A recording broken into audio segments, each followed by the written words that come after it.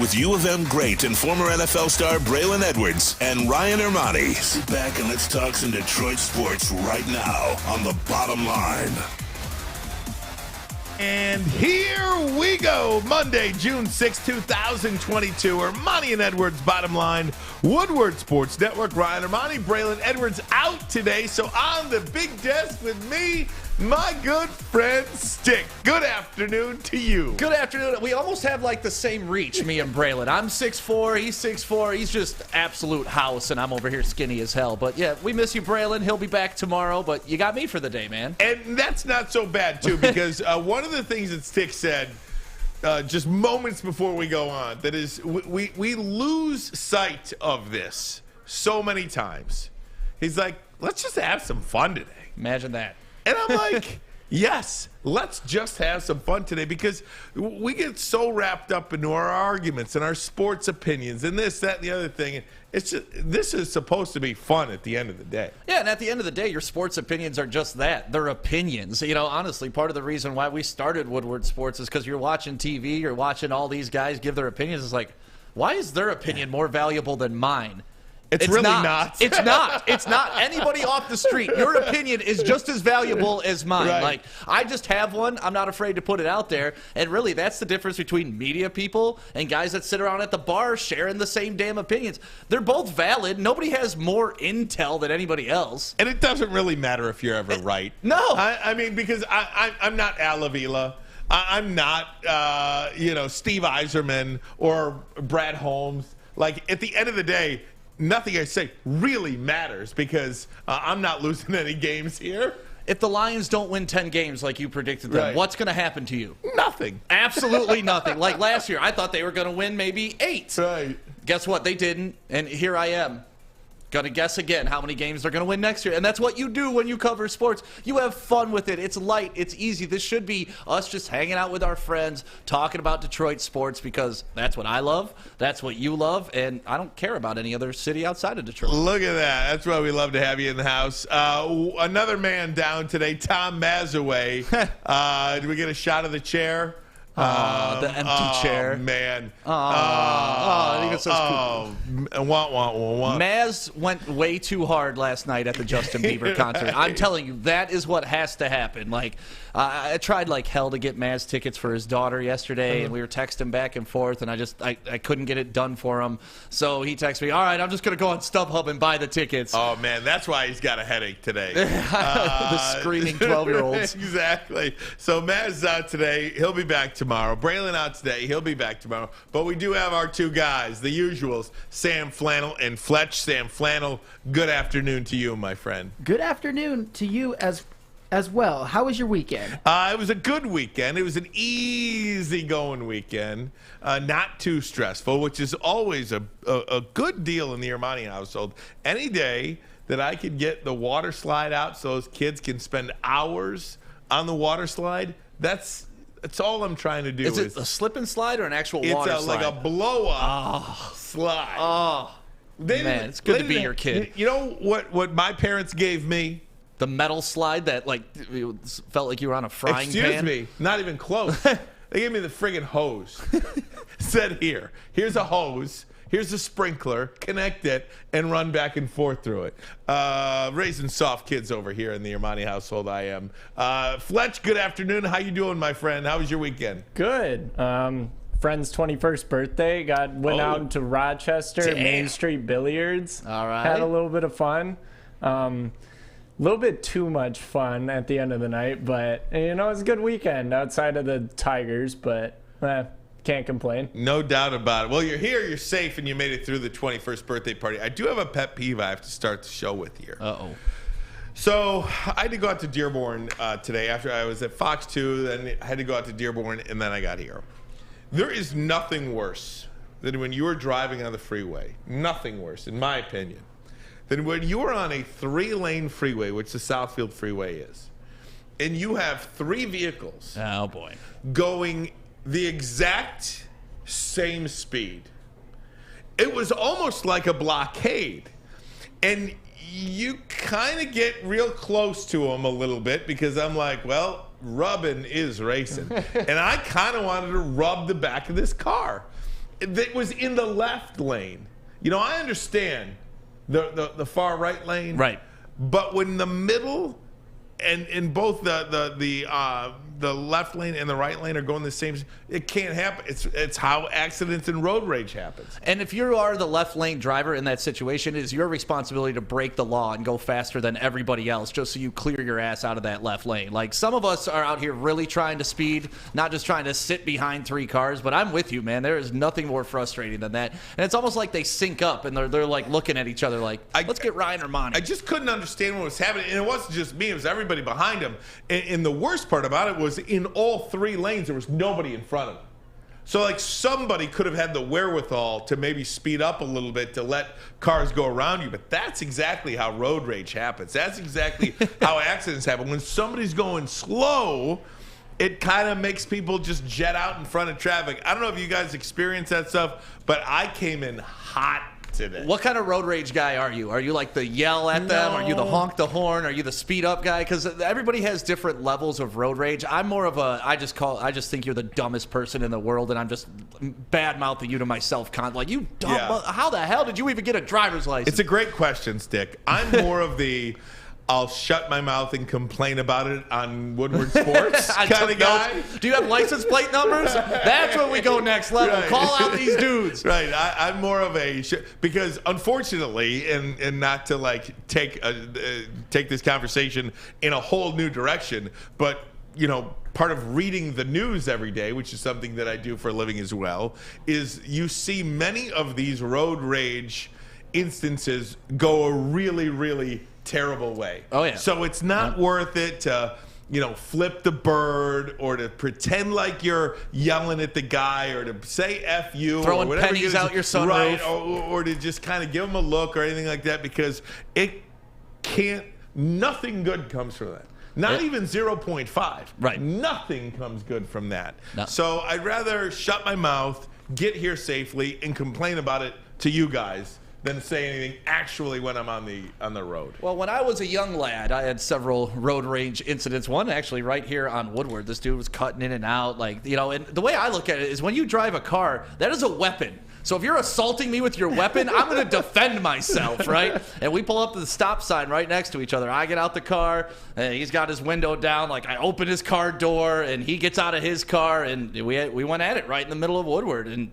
nothing good came out of it. Like, by the time the light turned green the next time, we had both thrown a couple punches. We both realized we looked like idiots, hopped in our cars, and sped off the same way. Like, it's like that awkward when you say bye to somebody, you walk in the same direction. That's what happened. Then we both started going back down Woodward. It reminds me of a TikTok I saw recently, within the last week actually, of 2 guys fighting in a parking lot over a parking space. And somebody else took it? No, they both land their punches, and they both do it. And then after about 30, 40 seconds of getting after each other, the one guy helped the other guy get up and said, "Hey, nice fight, nice fight." And it's like, what in the world just happened in the last 30 seconds? But that's honestly, like, not to be sexist or anything, but that's a man thing, right? Yeah. Like, I've been in so many fights, and afterwards, you're cool with the person that you were just ready to murder. And that's just part of it. Like, you get it out. They must have had mutual respect. All right, I don't want to take another punch from you. You definitely don't want to take another punch from me. We're cool. We're never going to do this again. Let's be boys. Right. And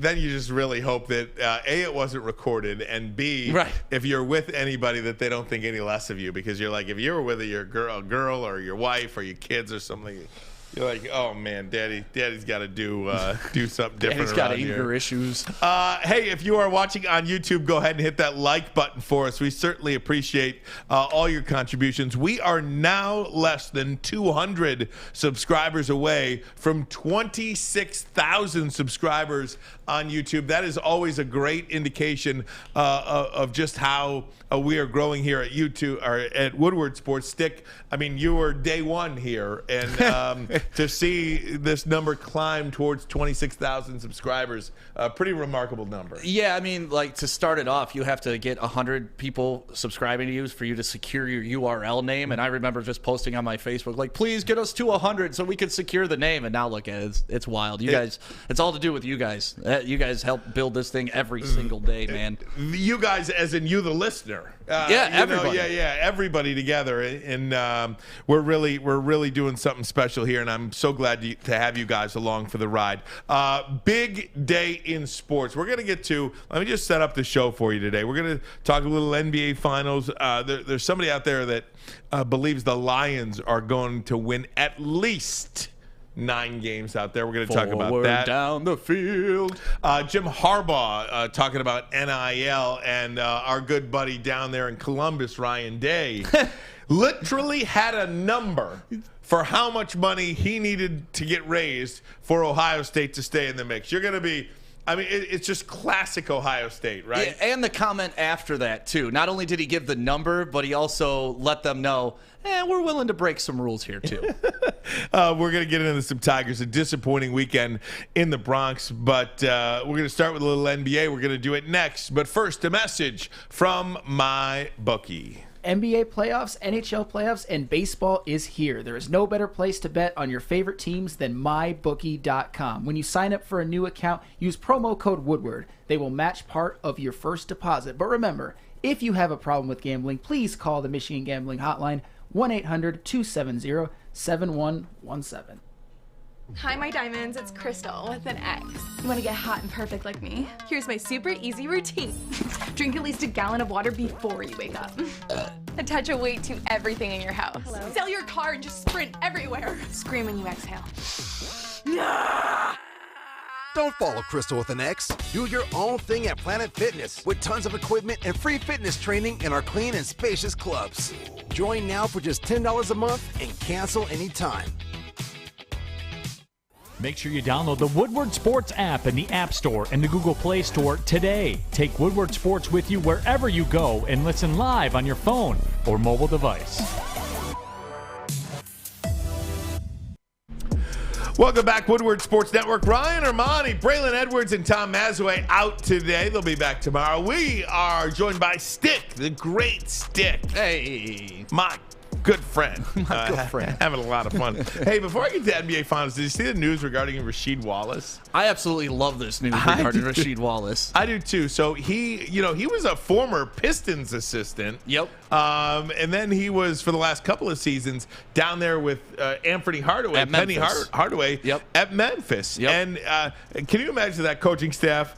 Penny Hardaway, Rasheed Wallace, Larry Brown. And they still didn't do a damn thing. And Emoni Bates had to leave. I know, but that's one it is hell of crazy. That is some brain trust, Isn't right? that pretty darn good? Well, it was revealed today that Rasheed Wallace is going to be an assistant with the Los Angeles Lakers and Darvin Ham's staff. Yeah. So Darvin Ham, of course, a former Pistons teammate with Rasheed Wallace, and Sheed gonna take him up on an offer to become an assistant coach with the LA Lakers. Yeah, Duncan Darvin Ham recruiting his boys. And the weird part about this for me with Rasheed Wallace is that, the Trailblazers and the Lakers, back when Rasheed was playing for the Trailblazers, they hated each other. That rivalry, Rasheed, they almost beat the Kobe Shaq Lakers. But if you go back, you remember that one Shaq alley-oop from Kobe, the one-handed over Sheed, and that pretty much Portland. Yeah, that pretty much secured that win over Portland. But yeah, he wants to go to LA. He wants to be a part of. I mean, the Lakers need help after what they went through this year, and you just saw Andre Drummond comment on it too about what that gold and purple uniform means. He's like, they let you know if you're worthy or not worthy to wear that uniform when you're in LA. And I think Rasheed Wallace, of all people, can help give them a little bit of toughness again. Maybe LeBron will listen to Rasheed Wallace because Rasheed beat LeBron a couple times back in the day. I like the move for him. I like the move for Duncan Darvin Ham, and I hate the Lakers, so it's tough for me to root for them, but I'll root for Rasheed no matter where he is. I do like Darvin Ham, and I do like Rasheed Wallace. I not only I love Rasheed Wallace. Yeah. I mean, he brings something to your organization that you didn't even know you needed when Rasheed Wallace comes to your organization. The thing about damn it, I forgot what I was going to say about Rasheed. I was going to tell a Rasheed Wallace story, and I forgot what it was. But nonetheless, good for Rasheed Wallace. God, it was so funny, too. No, I'm definitely happy to see him land. If I remember it, I'll Darn it! It was a good Rasheed Wallace story. Is it when he assaulted Tim Donahue in the locker room or after the game with Portland? Darn it! I'll think. No, but to your point, when Sheed comes to a team, he brings that grit. He brings that energy. He brings something to the table that you didn't have before. And like you said, he didn't know we needed it. We had Memo Okur starting at center before he got here. Memo ended up having a great NBA career, but he didn't have that grit and talk a lot on defense and just supply you with that. I got the baddest guy in the corner behind me, kind of like the D-back effect. So when Rasheed Wallace played his first game for the Pistons, I was covering that game, and when you're in the locker room, NBA locker room, you never want to look down. Right? You never want to look down. Oh, God. Something you don't want to do. Where's this going? So I couldn't, and Rasheed Wallace wasn't like some 7'4" guy, right? But he was like 6'10", 6'11". But he was like standing there, and he was half towel. And I looked at my camera guy, and he was just so tall, I couldn't believe it. So I looked at my camera guy, and I was like, what's he standing on? I thought there was some riser or something like that. Tripod? Yeah, what's he standing on? And he took one look down, he was like, the floor. And I was like, oh man, thank God. I guess it wasn't that. I guess you had to be there, and it wasn't all that funny, but he was like, he's standing on the floor. He just looked so tall next to me. Okay, that story did not go anywhere where I thought it was going to go. No. So I'm glad. He was so tall. It was he's a big almost, guy as in height. It was like, almost like right there at eye level.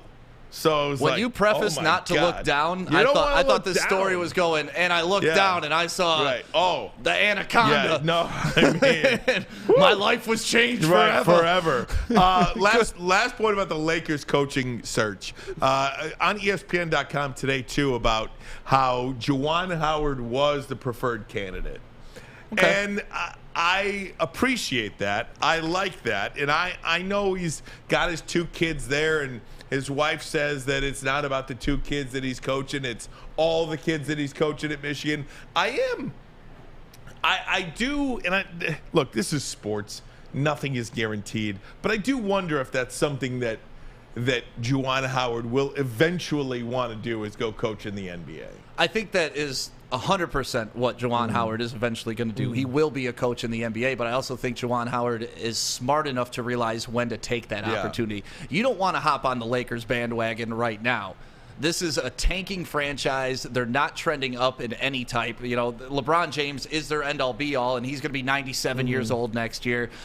He's smart enough to put himself in a position to win, and he's been in the league long enough to understand what that team looks like that you want to hop on board. Like maybe if Brooklyn needs something, you go to Brooklyn because they still have something to prove, something to build on. But yeah, I would not be jumping on the Lakers bandwagon right now. Darvin Ham, good for you. Right. Where the hell else was Darvin Ham going to go? Exactly, and not only that, but for Frank Vogel, who won a championship a year and a half ago, he's out now. Yeah. You know what I mean? I know so it was LeBron the bubble. James way. I know it was the bubble, but you got to think about that when you're going to coach a preeminent franchise like the Lakers are going to go spend some time with LeBron James. I will disagree a little bit with you about Juwan Howard wanting to coach in the NBA, because here's a guy who played and coached for something like 22 seasons as a player and then ultimately a coach.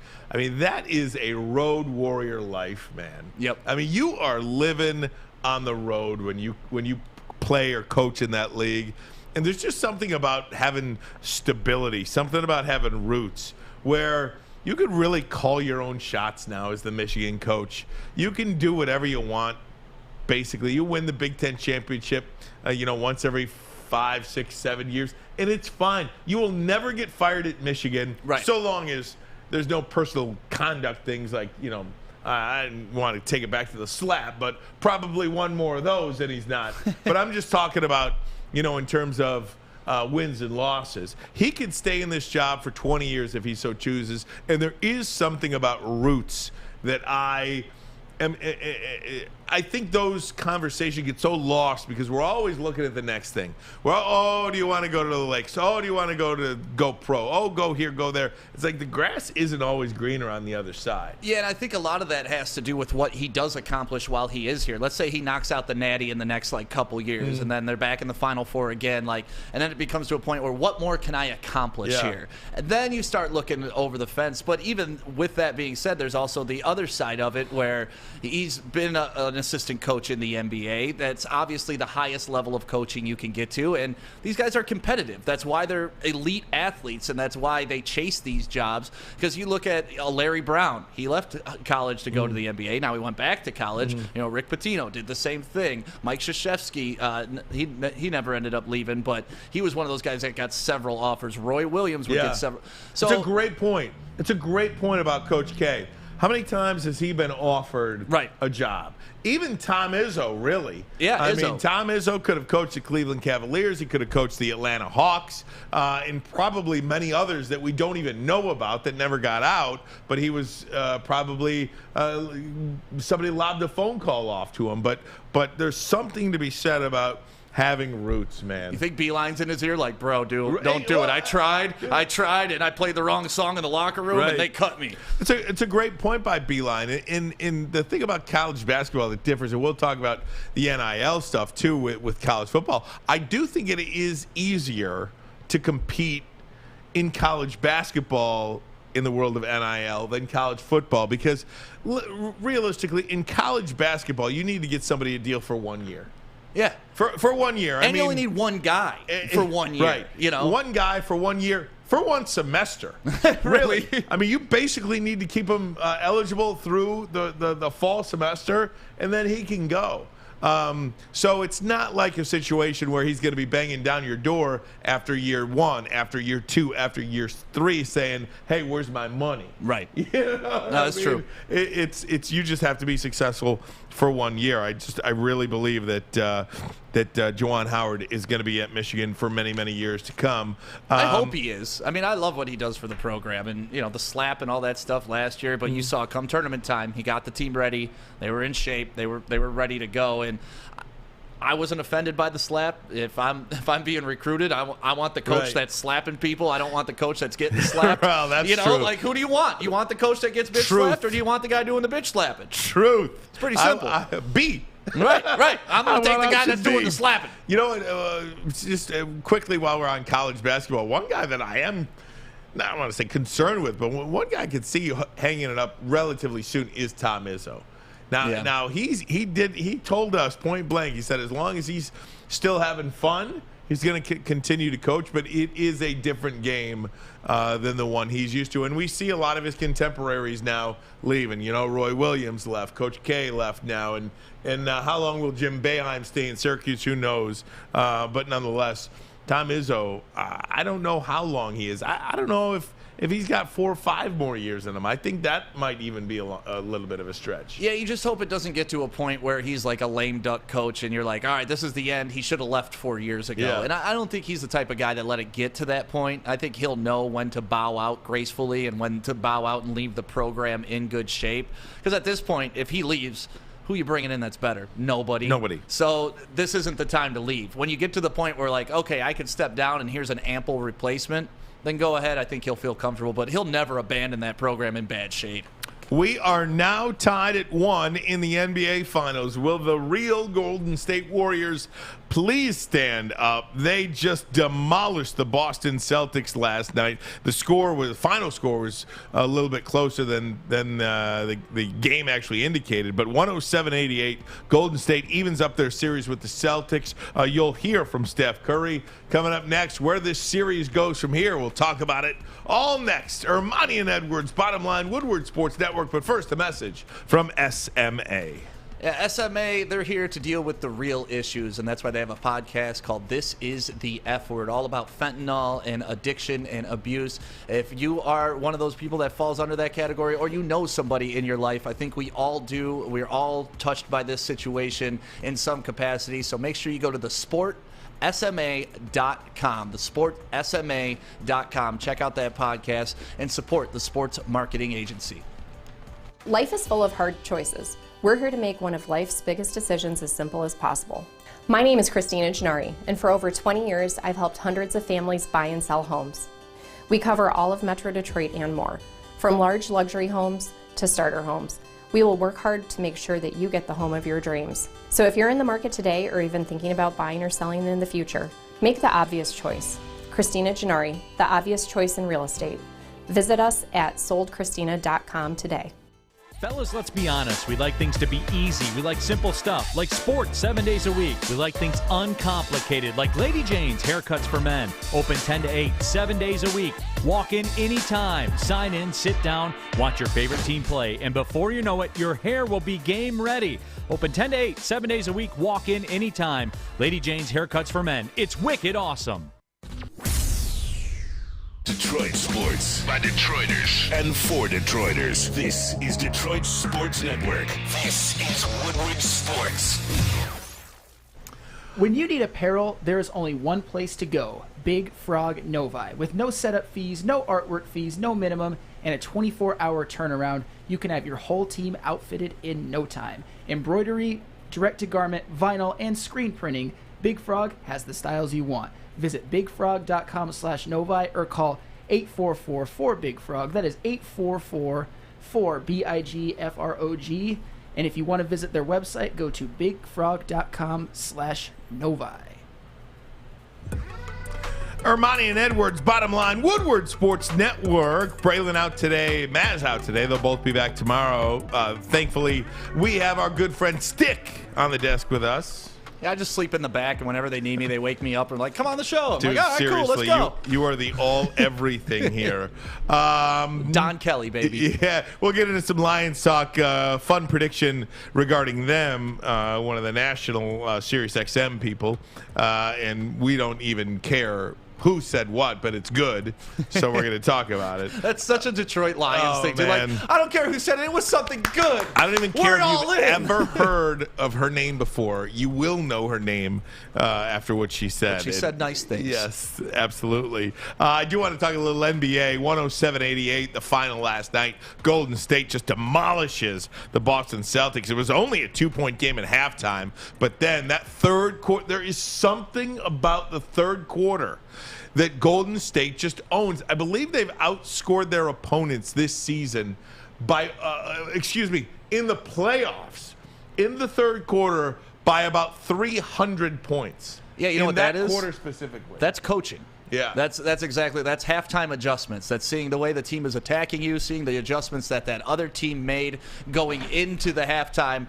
and then you coming out at halftime and exploiting it all and understanding how to beat what the other coach is trying to do to you. And it also shows that the other coach isn't able to adjust to what you're doing to them. Because I thought the first half yesterday was a pretty competitive game. Like, I was enjoying watching it, sitting on my couch, having a good time.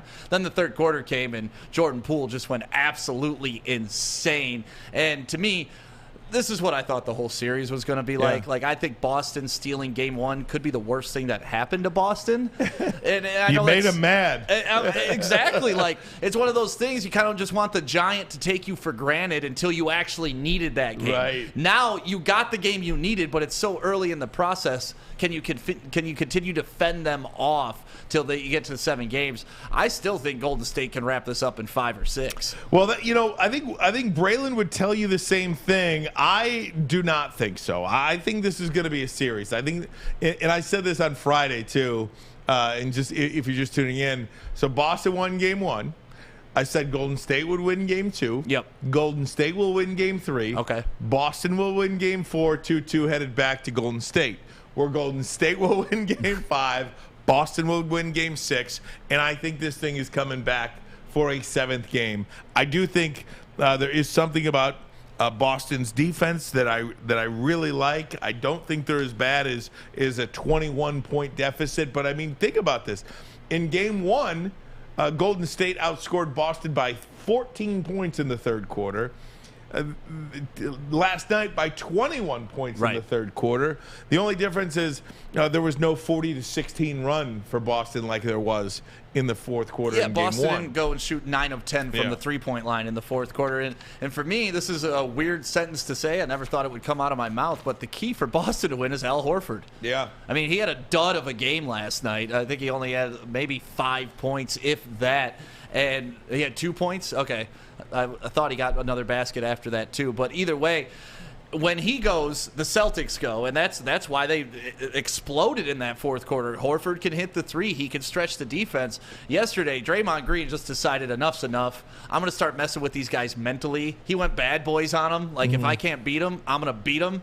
And he got in their head. He had everybody coming at him. You know, he probably should have been thrown out a couple times for multiple technical fouls, but the refs, after the first one, gave him some leniency. And I love the game that Draymond played yesterday, but for me, if the Celtics want to win, it's got to be Al Horford. Because look what Tatum did. He had 21 points in the first half, and his plus-minus was still, what, like -30? Sam, what you got? I've got a crazy stat, not just about Al Horford, but about the rest of the Boston Celtics role players. In Game 1, Al Horford, Robert Williams, and Marcus Smart combined for 52 points on 20 of 27 shooting, which is phenomenal. In Game 2, they combined 3 for 11 for 6 points.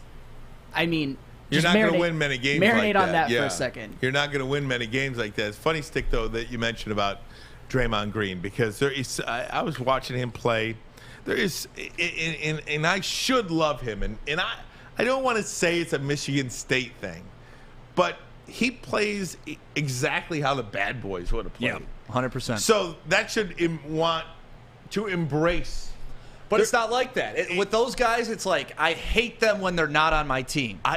Bruce Bowen used to be that way to me, too. I hated Bruce Bowen when he was with the Spurs, but would I want him as a Piston? You're damn right. There was a play last night, and obviously we can't show it to you because of the restrictions and everything like that. There was a play last night that was kind of circulating on Twitter of Draymond Green essentially, it was a pick and roll, and he ran through 3 players, just pushing them aside. Yep. And it's like, hello? Anybody with a whistle? And then you call this ticky-tack BS. It's why people don't like officials. It's why people think so many of these games are fixed, because you can't run through 3 players and have no call made. And he is a little bit dirty. I'm sorry. He's a little bit dirty for today's day and age. He's a lot of bit dirty. And I just don't like it. I just don't like it. Yeah, and that's the problem that the officials put themselves in, because they gave him that early tech, and then he pushes a guy, he kicks a guy, rests his feet on a guy, and they can't call that because they don't want to impact the game where they're kicking a player out. So they're letting that technical circle just get bigger and bigger and bigger, and that it's going to lead to some issues in this series, because if you let Draymond Green continue to do what he did last night throughout the entire series, there's going to be some get back. No doubt. There has to be some get back. No Williams is not about to take that for 7 games. You know who really struggling is Klay Thompson, too. Yep. I mean, not a very good Game 1. Last night, I believe it was like 4 of 19, something ridiculous like that. Made 1 3-pointer. But that 3 was beautiful. Yeah, that was great. A beautiful 3. But, he missed 7 of the 8 that he took. Yep. There's something off about him, and they are a completely different team. Now, granted, they won going away last night, but they're a completely different team when Klay Thompson is just lights out. Yeah, when downtown. He's firing on all cylinders, but to me, his most valuable part to them is they have enough offense. He's their defensive stopper. He's the guy that they put on the #1 threat that's a guard from the opposing team. So, and Draymond Green's very similar to him. If Draymond Green gets going, they're unstoppable. Yeah. And same thing, if Klay and Steph are going, they're unstoppable. That's why I don't see the Celtics having any answer for these guys. I thought for sure this would be over in 5. I was shocked to see the Celtics win Game 1, but they just don't have enough. They don't have enough. Well, if Boston is going to win to Golden State, is likely going to turn the ball. The turnovers for Golden State are their Achilles heel. They cleaned it up a little bit last night, and that's probably why they won the game. I do want to play this for you. Steph Curry after the game. After the 107-88 win, here's Steph Curry post-game 2. Must-win game. We knew that. Far way back into the series, give us a life. Now we get to take the show on the road and try to go win with Boston. We have to, so. Oh, it was a great win. It was very important. Don't want to go on the road down 0-2, 1-1. It's important that we go get 1, but the goal is to go get 2. Yeah. Look at that. The goal is to get 1, but we'd love to get 2. Draymond Green. Stig, I want to bring this up, too, because you had mentioned Which player in these teams would you like to have on the Pistons? Do you have a guy that jumps off the map to you? We just mentioned Draymond, that he plays like a bad boy back in the day, that, rough and tumble, and I think those are the guys that really get embraced in this city. But for me, I watched Marcus Smart last night, and I watched him D-up Draymond in the post. You're watching a guard defender take on one of the most bullish players in the league, and I just love that intensity. I love that grit, and I think if Smart was a Piston, he would be one of the most beloved athletes in this city by far. You know who I'd like to pluck off this team too? Robert Williams III. Yeah. Now, I know his impact is minimal in a series like this because it's so matchup oriented. But he had his moments. He did. I think this guy changes the game. For a 6'9" player who plays like he's 7'4". Yep. Something about Robert Williams that I think is very good. Maybe that's why you kind of... I'm like, oh, DeAndre Ayton, I can kind of understand. Not too many people like Ayton. I don't love Ayton. I don't love Ayton, but I don't hate Ayton. I just don't think he's going to be the guy that's like, oh, my God, we got Ayton? Yeah. We're going to the finals. I know. Who is that guy? Is that guy out there? Kevin Durant. Yeah, right. Well, I mean, they didn't even make it. Yeah, but you put Kevin Durant and Cade on the same team. Ooh, that's a smooth lineup. I'd trade away everybody. Guys, I want to move off the NBA and get to the NFL if I could, because there is somebody on Sirius XM radio that I will introduce to you. Even if you've never heard her name before, you will hear it next, because she had something nice to say about the Lions.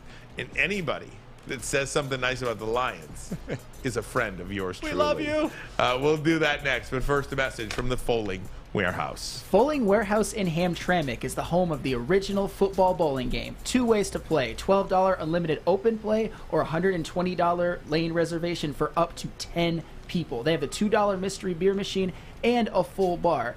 If you want to go check it out, visit the Foaling Warehouse in Hamtramck or visit foalingwarehouse.com. It's a great day to get some Centron in your life.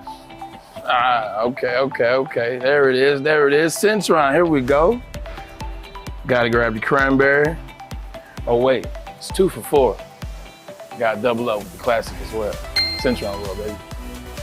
Centron, available at select Kroger's, and if you wanna know how, go to @CentronWorld.com. You get dope like me. You know what? Why wait?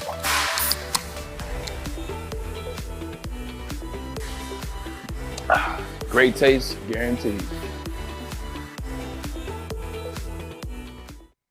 Strawberry Fest is back at Big Boy. We brought back some of the classic breakfast items like the strawberry French toast, hot cakes, and waffle. If you're not feeling breakfast, try our new strawberry bacon chicken wrap, crispy chicken wrap, nacho wrap, or strawberry salad. The perfect recipe for springtime. And don't forget to grab dessert, including our berry delicious strawberry pie for only $1.99 with the purchase of $7.99 or more at participating Big Boy locations. Right now, up until August 31st, if you are a teenager between the ages of 14 and 19, you can work out at any Planet Fitness location for free via the Summertime Pass. That's right. Any teenager between the ages of 14 and 19 can work out for free at any Planet Fitness location via the Summertime Pass.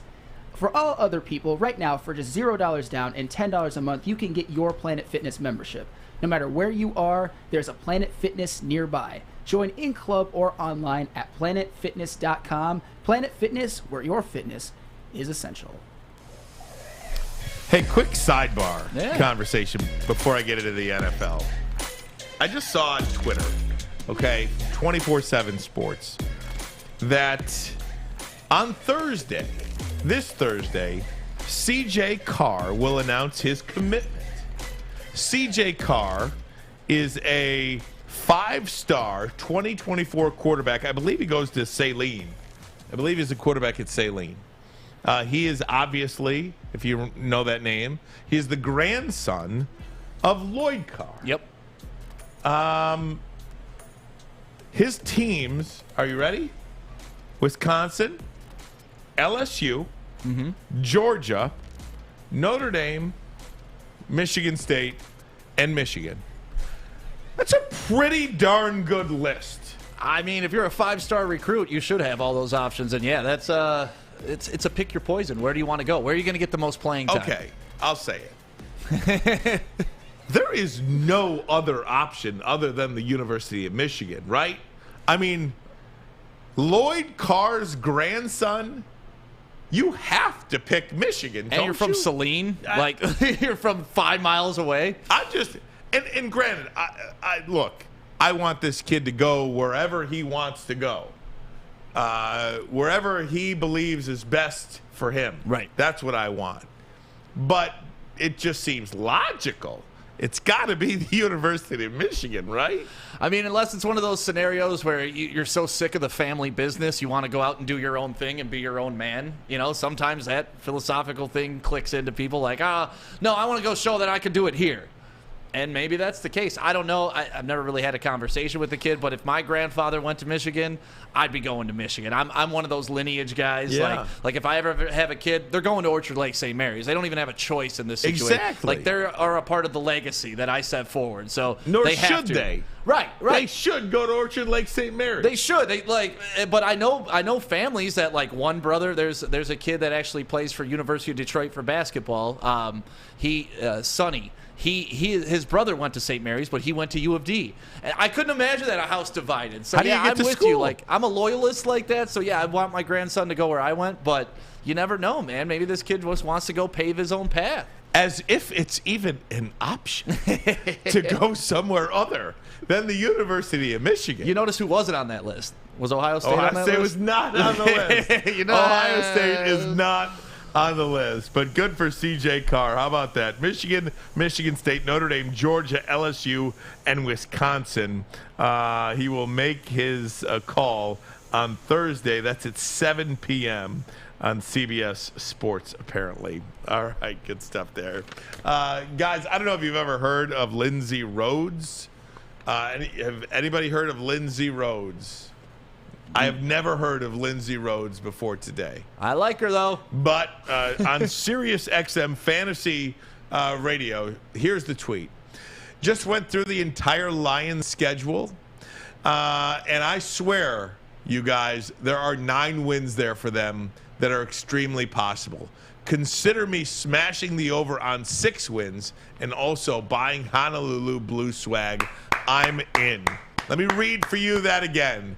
I swear, you guys, there are 9 wins there for them that are extremely possible, smashing the over 6.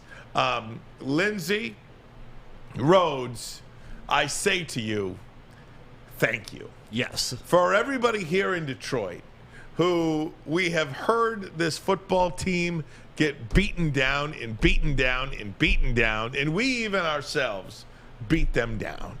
It is nice to hear them, at least for an off-season stick, not get buried. To have national radio shows and national television shows talk positively about the Lions. Now, it could go all south after week 1, and they could lose 38-3 against the Eagles, and maybe all those good feelings feel bad. But you know what? They haven't played the Eagles yet. We haven't seen a result of week 1 yet. And we'll take what we can get. When you are as bad as the Lions have been, for as long as the Lions have been bad, and we pointed out to you last week, the Tampa Bay Buccaneers, who have been out of the division since 2002 in NFL realignment, the Tampa Bay Bucs have won the NFC North more recently than the Lions have won the NFC North. Now, it was the NFC Central back then. Still, but you get the idea. The fact that that's even a stat is disgusting. So it's nice to hear many people around the league that talk about sports for a living feel the same way that I do. I'm here for it.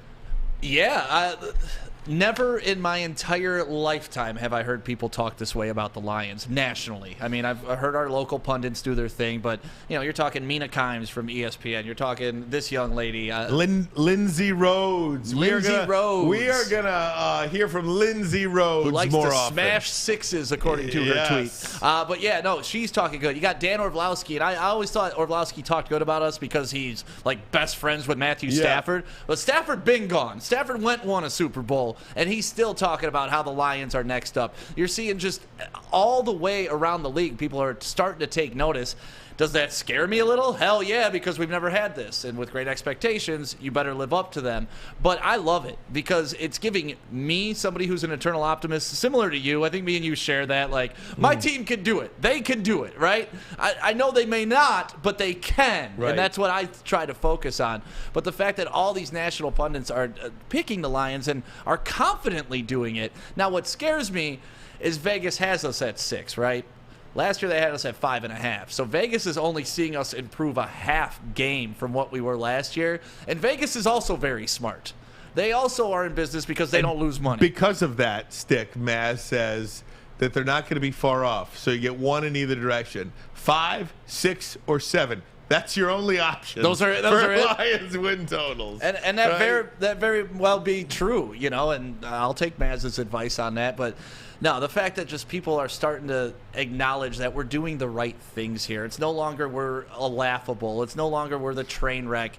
It's no longer when people do talk about us when we're doing well. It's when are they going to screw this up? It's no, this thing's working and it's going to progress. Well, and Mike Florio, Pro Football Talk, is another guy that is real high on the Detroit Lions. He does his mailbag Sundays, and one of the questions to him was in regards to who could you see be this year's Cincinnati Bengals team. And, they talked about, it's going to be the Detroit Lions if they trade for Baker Mayfield. That was the caveat, because he and some of the others are very high on Baker Mayfield. Baker Mayfield talk aside, push that off to the side for a minute. He believes this roster is capable of making a playoff if they had the right quarterback. Now, that alone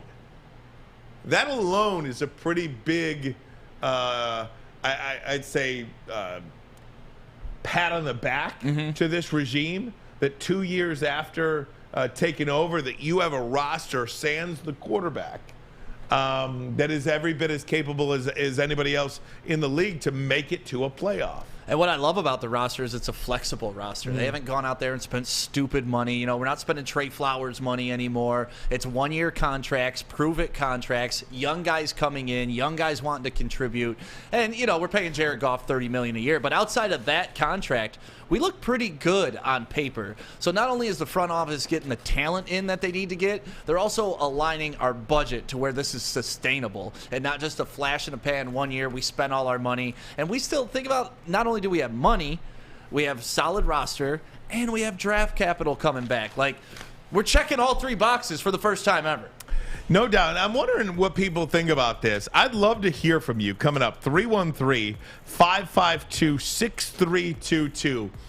Do you like all of this optimism? Or are you in totally about, I've been here long enough. It's all about show me. I want to see it before I believe it. Don't talk to me about this positivity. I don't even want to hear it. I got to see it. Or do you kind of like what you're hearing nationally about the Detroit Lions?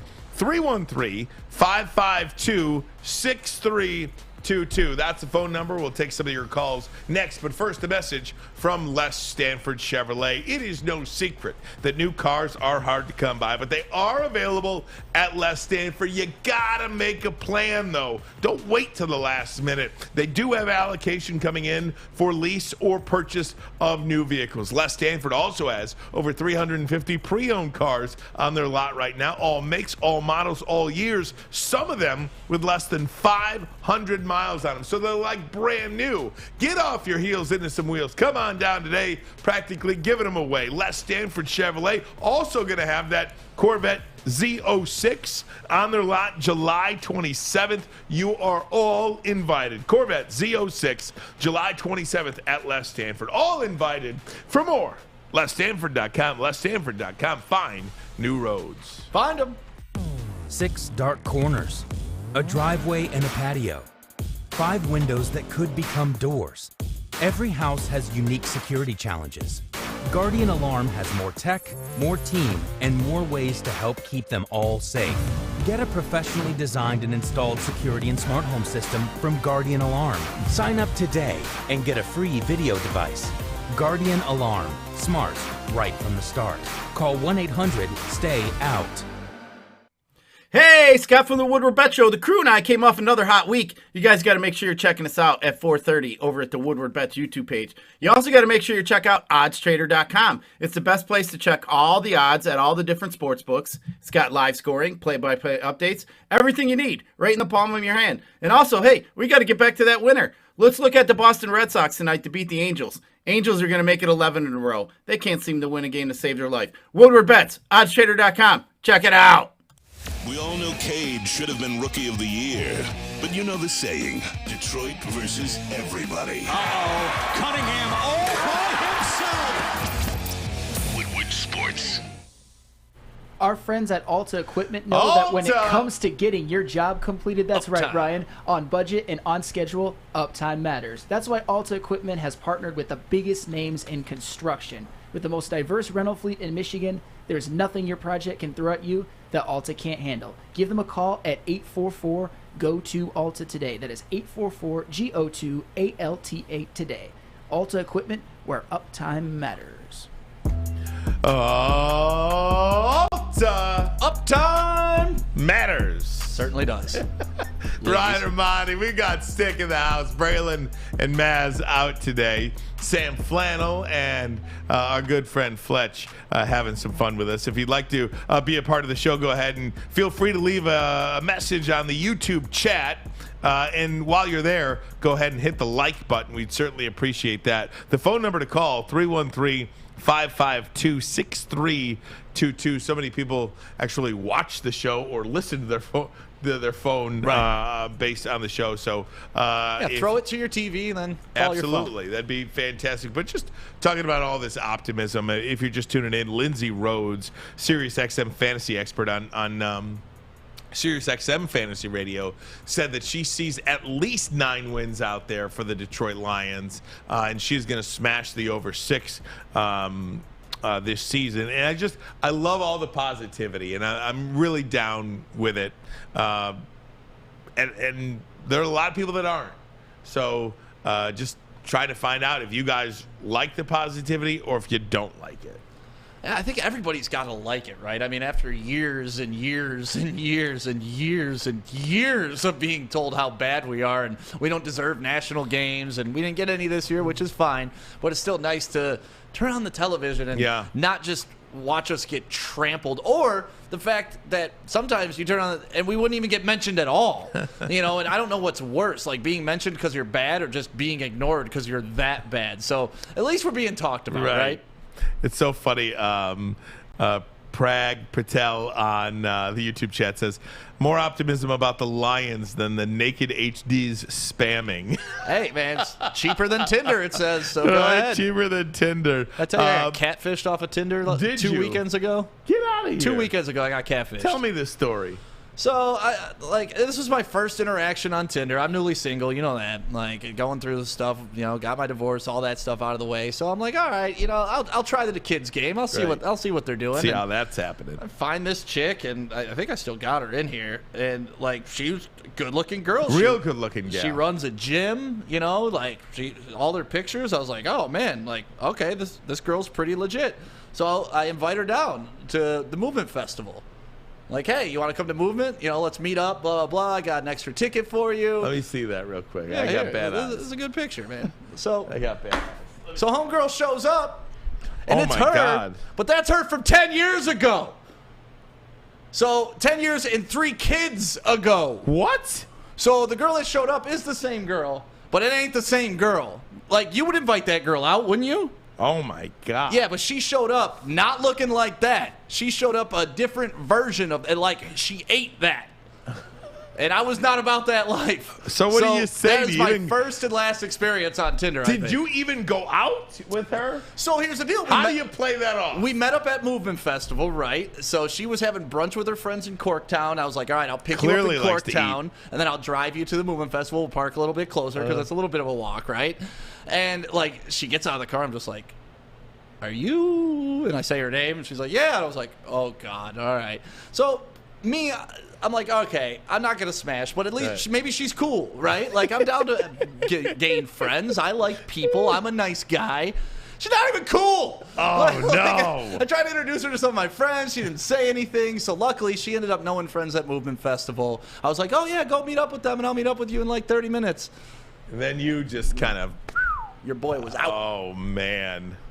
I would love to see what that turned into.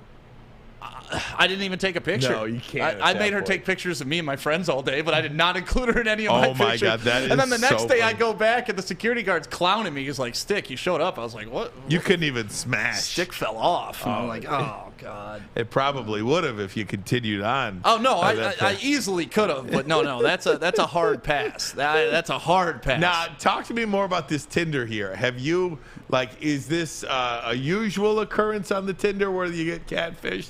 Or this is like a lot of the... I don't know. I'm telling you, that was my first real meetup with anybody I ever met on a dating app. Really? And if that's how it is, oh man, it ain't for me. It's really not for me. Do you give it another shot? I'm not gonna. I do well in real life. I talk to people. I'm pretty... You're a very outgoing guy. Yeah, I have no problem with talking to a girl in real life. And I think I'm gonna stick with that because... if this would have been an intimate setting and just us going to dinner, it would have been really awkward. Thank God we were in a surrounding area with some energy and stuff like that, and I knew different people. But I had to introduce her to so many people, and it was like, yeah, this is the girl. It's actually a great life lesson that you just bring up. Yeah. First dates, you should not go to a locked and loaded dinner. Right. Because of this. Very occurrence. Where were you 2 weeks ago? Right. No. Because of this. You meet up somewhere at a bar, get a coffee, something that you can have a quick out. Right. Because at the end of the day, you're certainly not trying to make anybody feel bad. You certainly don't want to be a joke or whatever, but you're not willing to waste anybody's time either. So a quick meetup for a coffee is a great first date, and that place could be Birmingham Roast while you're at it. It should definitely be Birmingham Roast. Birmingham Roast. But the crazy thing about this is she knows she's lying, right? Like she's got to know she's false advertising, so she can't really be mad at my response when you show up. And honestly, if you posted your real pics, maybe I like that. You show up and it's you, and we're cool. Right. So you're really doing yourself a disservice by misrepresenting yourself on these social media apps. And then I'm the ass because I don't want you anymore? No! You lied to me. False advertising. Liar. False advertising. Liar. I do want to see, I would like to see you give this one more go of it. Okay. One more go I'll of it. start swiping right now, Ermanni. Yeah, let's see if we can get you a date by the time we're done with the program. Is that fair enough, guys? Little music, give me a little background theme music here. We're going to try to do the dating game? Yeah, it's just something. I actually have met a nice girl I've been on several dates with, good. but yeah. Oh, so we don't want you to do this now. Nah, whatever. I mean, whatever. But yeah, no, Tinder I have left alone for at least the last 2 weeks. Thought we could just get a little music for you, get you inspired to kind of... You got any sexy music over there, Sam? Come on, Sam. Let's get some see what we got going on here. We got to inspire Stick to get a really, really good Tinder date. But dude, you saw those pictures. I mean, that was really nice. Very gorgeous. She knows very what she's gorgeous. Doing. She knows what she's doing. But yeah, Tammy says I agree. A current picture is a must. Got to do it. Yeah, I've been given tips by other people who do this. They're like, no, you should have FaceTimed with her first. That would have given you a better. You know, that like, FaceTime is. All right. That FaceTime is a really, dude. I've been out of the dating game for a minute. I'm telling you, what is out there, all these apps and stuff like that.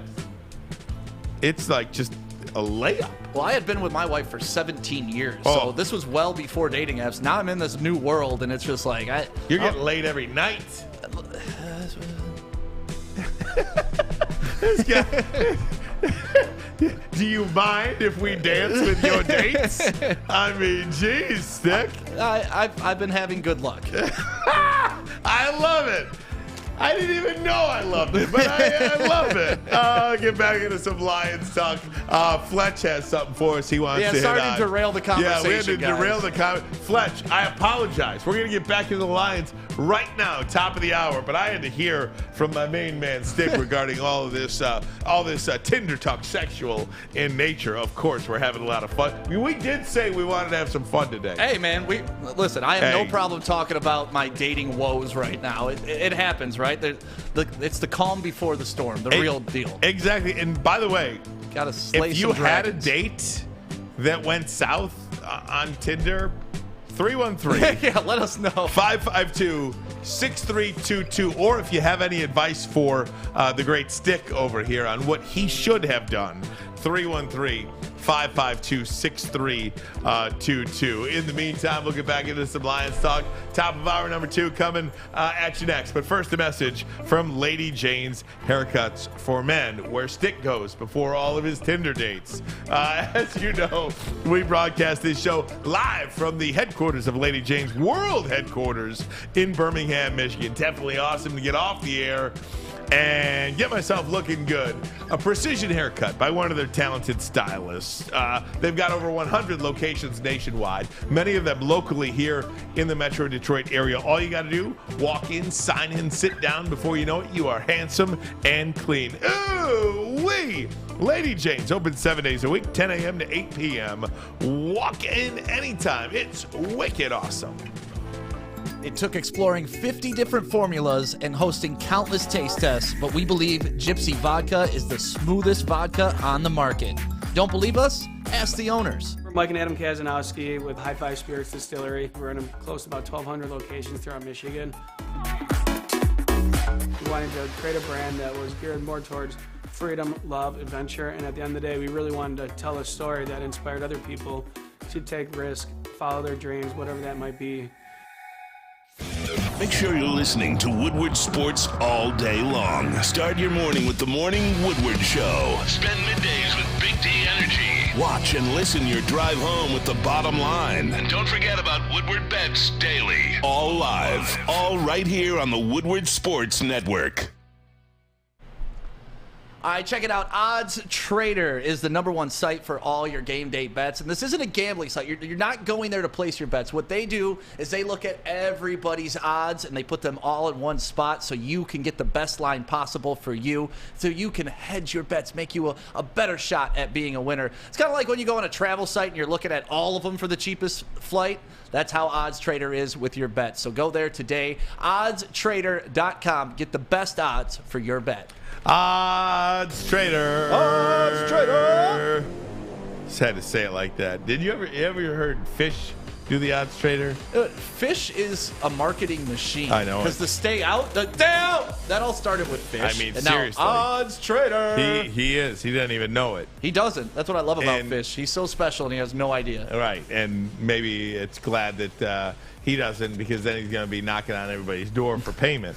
No, Fish still hasn't cashed the check we gave him last year when we signed him on. Oh, my God. Are you serious? Like, for the longest time, the accountant's like, is he ever going to cash that That's check? so like, funny. I don't know. Fish just sits in his basement and watches sports. He's been with Odds Trader so much. Ryan Ermanni, Braylon Edwards out today.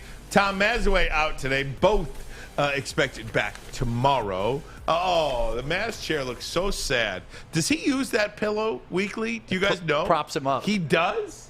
Does he sit on it, or it's used for the back? On his back. Okay. Yeah.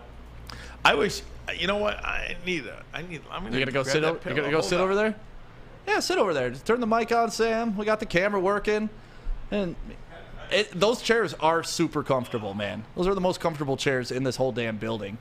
We got like interrogation chairs in the back, those metal ones when you sit on them. Ugh, no good. Is my microphone on? It is on. It is on. Oh, look at this. Now I wonder why Tom doesn't like this seat. He doesn't like that angle, right? Oh, man. He always wants the camera angled down. Yeah, you got to do that. I don't like this seat either. But we want to see the scenery behind you, too. Oh, yeah. You can't ignore Alyssa. No. She's not there right now. But okay, very good. I'm going to come back to the desk now, There's okay? Alyssa. Fletch, what did you want to talk about? You said you had something to throw our way? Yeah.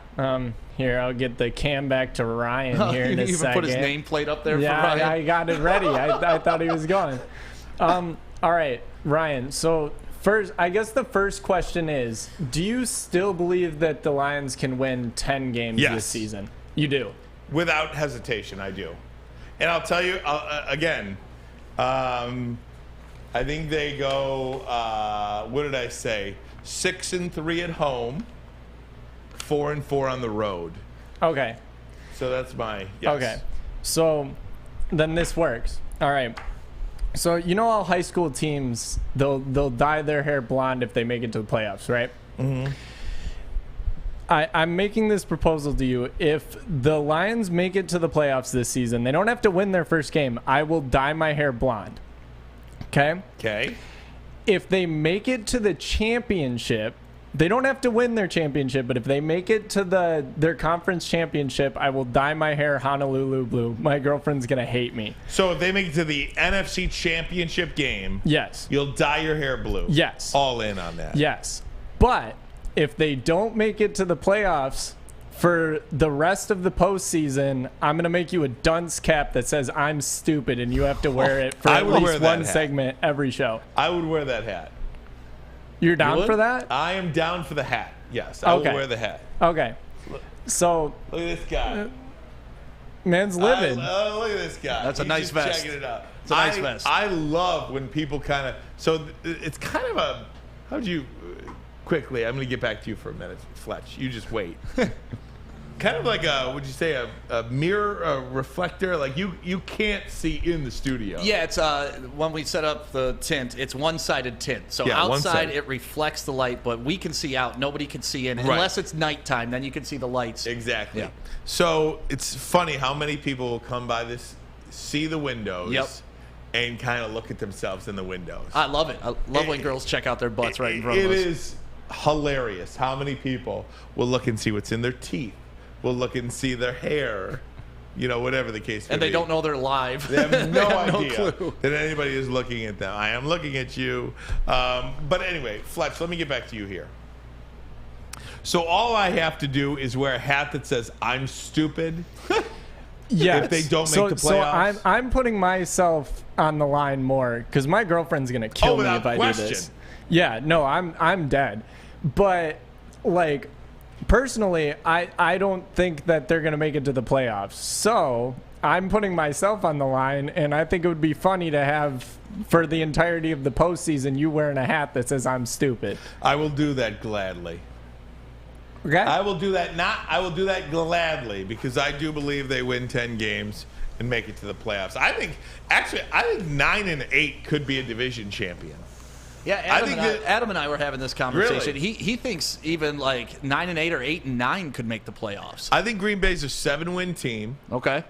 I think the Bears are a 3-4-5 win team.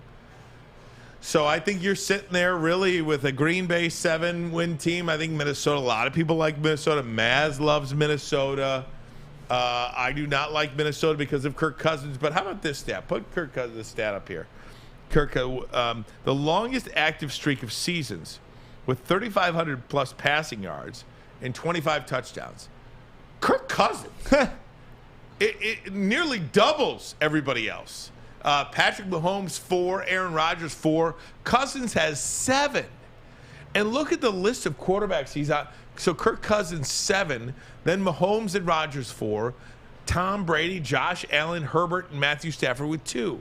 Longest active streak of seasons with 3,500 passing yards and 25 touchdowns. All that does is prove to me that stats don't matter. Exactly. Like if you're just a stat chaser, you can have yourself a Kirk Cousins. And I agree with that. And it's something about he doesn't win close games either. And now Maz would probably sit here and say, well, they lost by like a total of 13 points in their like 9 losses this year or something.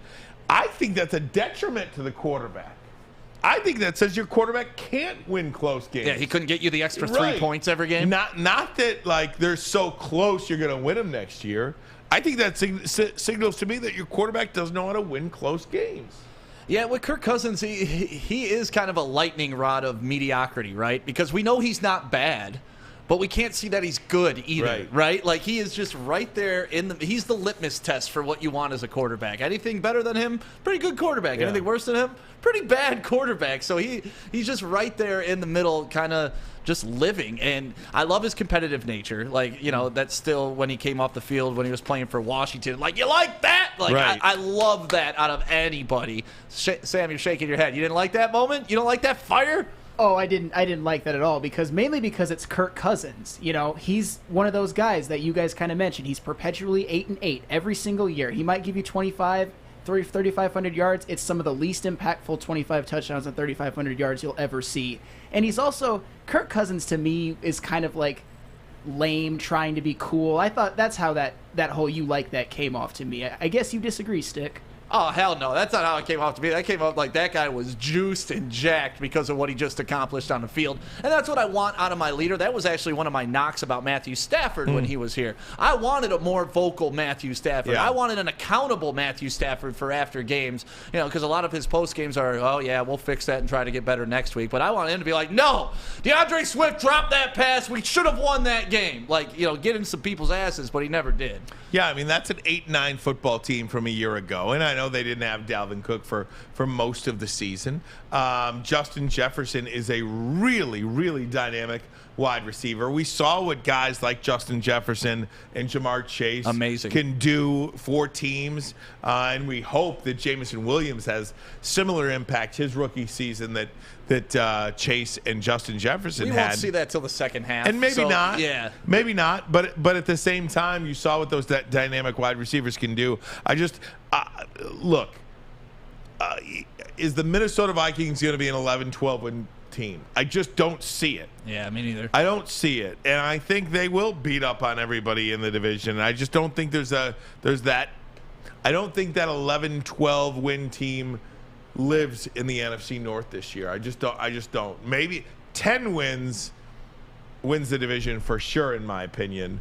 9 wins, maybe. Yeah, it's because everybody's got big question marks, right? Like Chicago, big question mark at quarterback, big question mark with new coach coming in, big question mark on defense. One of the worst teams in the NFC. And then Green Bay, say what you want, Aaron Rodgers being Aaron Rodgers is a question mark, and that leadership does trickle down to where if your main guy isn't showing up giving the effort, is the third string guy really going to do it too? Maybe not. So you never know how that's going to affect. They lost their best wide receiver. They get Christian Watson, so we'll see what he does as a rookie. I don't believe you replace those guys. They don't. It's not that easy. Guys like Devontae Adams don't fall off trees. Right. Now, you can get through for 1 game, 2 game. Hell, you can maybe even get through for 4 to 6 games. You know what I mean? But it'll catch up. But an entire 17-game season, that does catch up. Yep. And Dalvin Cook, if he can stay healthy, but that's a big if. He hasn't been able to the last couple seasons. You hope that Kirk Cousins, if you're in Minnesota, can continue that streak that he's on. But, yeah, there's just a lot of question marks in the NFC North. And for the Lions, the question mark should be, why not us? Ryan Day, the head coach of Ohio State, born on third base.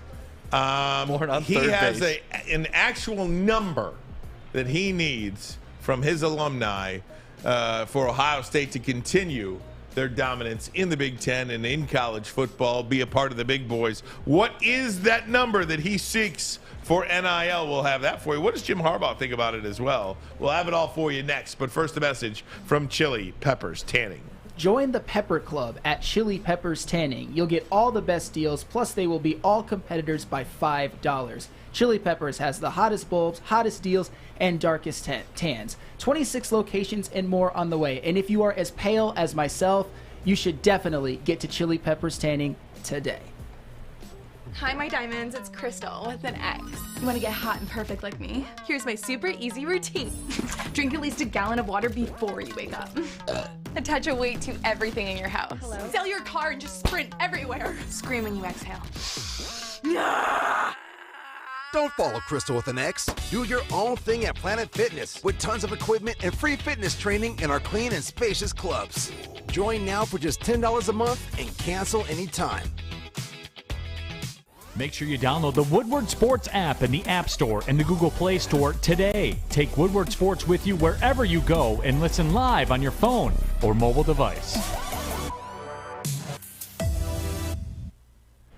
Strawberry Fest is back at Big Boy. We brought back some of the classic breakfast items like the strawberry French toast, hot cakes, and waffle. If you're not feeling breakfast, try our new strawberry bacon chicken wrap, crispy chicken wrap, nacho wrap, or strawberry salad. The perfect recipe for springtime. And don't forget to grab dessert, including our berry delicious strawberry pie for only $1.99 with a purchase of $7.99 or more at participating Big Boy locations. Get to Big Boy today. Guys, this is pretty intriguing story. We're not going to recognize this stuff 5 years from now, maybe even less than that. Right. I know you're passionate about this. Ryan Day, Ohio State head football coach, at a gathering of about 100 football boosters last week, told them that the price tag to keep this team together for the next year is $13 million. It is no longer enough to give them a full scholarship, luxury practice accommodations inside of the elite athletic villages, and countless other opportunities. No. Donors, we need you to pony up an additional $13 million to keep the squad intact for one more year. So do you think that's additional, or do you think that's just, hey, man, it's traditionally cost us $13 million to have this team. This is what we need from the boosters now that it's legal. Because they have a number because they know how much it costs to keep these players. Yeah. And, I mean, obviously, if we're doing simple math, that's almost $500,000 per starter. Yeah. Think about that. $500,000 per starter. And for Ryan Day to come out in front of 100 boosters and literally lay out the dollar amount and say, hey, you want us to be competitive? You want no kids to leave this school? We need $13 million out of you. It's taking all the stress off of him. It's taking all the pressure, because now if they don't get the talent, what's he going to say? Not that I can't recruit. Yeah. I don't have the money that you guys promised me. I don't have the money that I asked for. So really, he's given himself an escape route, I feel, in this. And maybe it's because the writing's on the wall with what happened to his team last year, that maybe Harbaugh was right. Maybe he was born on third and hit a triple and thought he hit a triple, but now he's realizing these are my guys now. I got to build this program. So to me, it kind of seemed like he was giving himself an out while shifting pressure onto the boosters and off of himself. Well, that's what he said. That's what he said. That's what he told the Cleveland Plain Dealer. He said, look, I'm not trying to say anything other than facts. One phone call and they're out of here. Yep. One phone call. That means you're not doing a good job coaching. Exactly. And now, another aspect about this, Stick, is what Nick Saban said about Texas A&M. Nick Saban did not say, and I'm here to defend Nick Saban for 1 second. Nick Saban did not say that what Texas A&M was doing was illegal or against any rules. He never said that. He didn't agree with what they were doing within the spirit of the rules, but nothing was illegal. Right. They weren't doing anything wrong. However, now it's just it's exactly what Nick Saban said. If you can make money off your name, your image, or your likeness, great, all for it. Maybe the vessel isn't the right guy to send the message, Nick Saban, but what he was saying is true. You just can't give a guy $3.5 million to come to your school. Right. Well, you just can't pay him. But that's the loophole. Listen, this guy's a booster. He owns a car dealership. He's donating $3.5 million, and guess what? This guy's going to do a bikini car wash for him once a month now, and there's his NIL deal, and that's where all these loopholes are coming in. But what I was taken aback by, even listing how much money you need for your players is one thing, but then Ryan Day goes on to say, and yeah, when you're driving, the speed limit's 45. You can go 50 and not get pulled over. You're still breaking the law, but you're not going to get pulled over.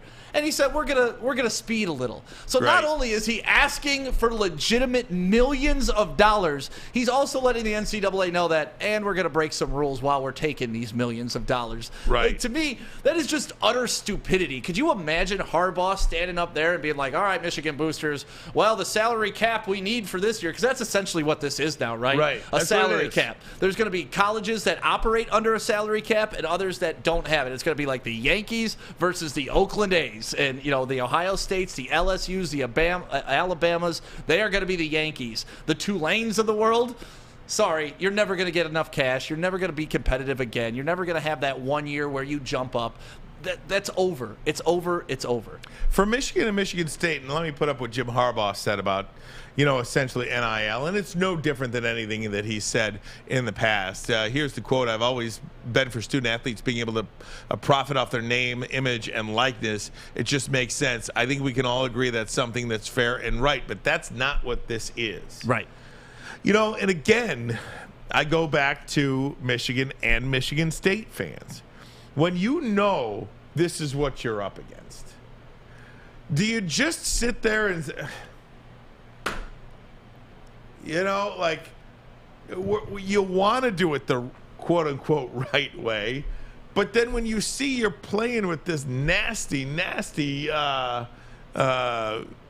just spirit of the rule or spirit of the legislation, you know that's not this. It does leave you a little like, okay, now you wonder why Ohio State won 18 out of 20 years. Right. You know what I mean? They've been doing this all along. But that's also kind of the devil's advocate argument on this too, right? Because now that we know Ohio State's been doing this forever, we know LSU's been doing this forever, we know those big name schools have been paying players. Now a school like Michigan State, who isn't traditionally known for getting those big time recruits, now they can literally look at the Brian Masalams and the people that support the program and be like, look, they just said $13 million at OSU.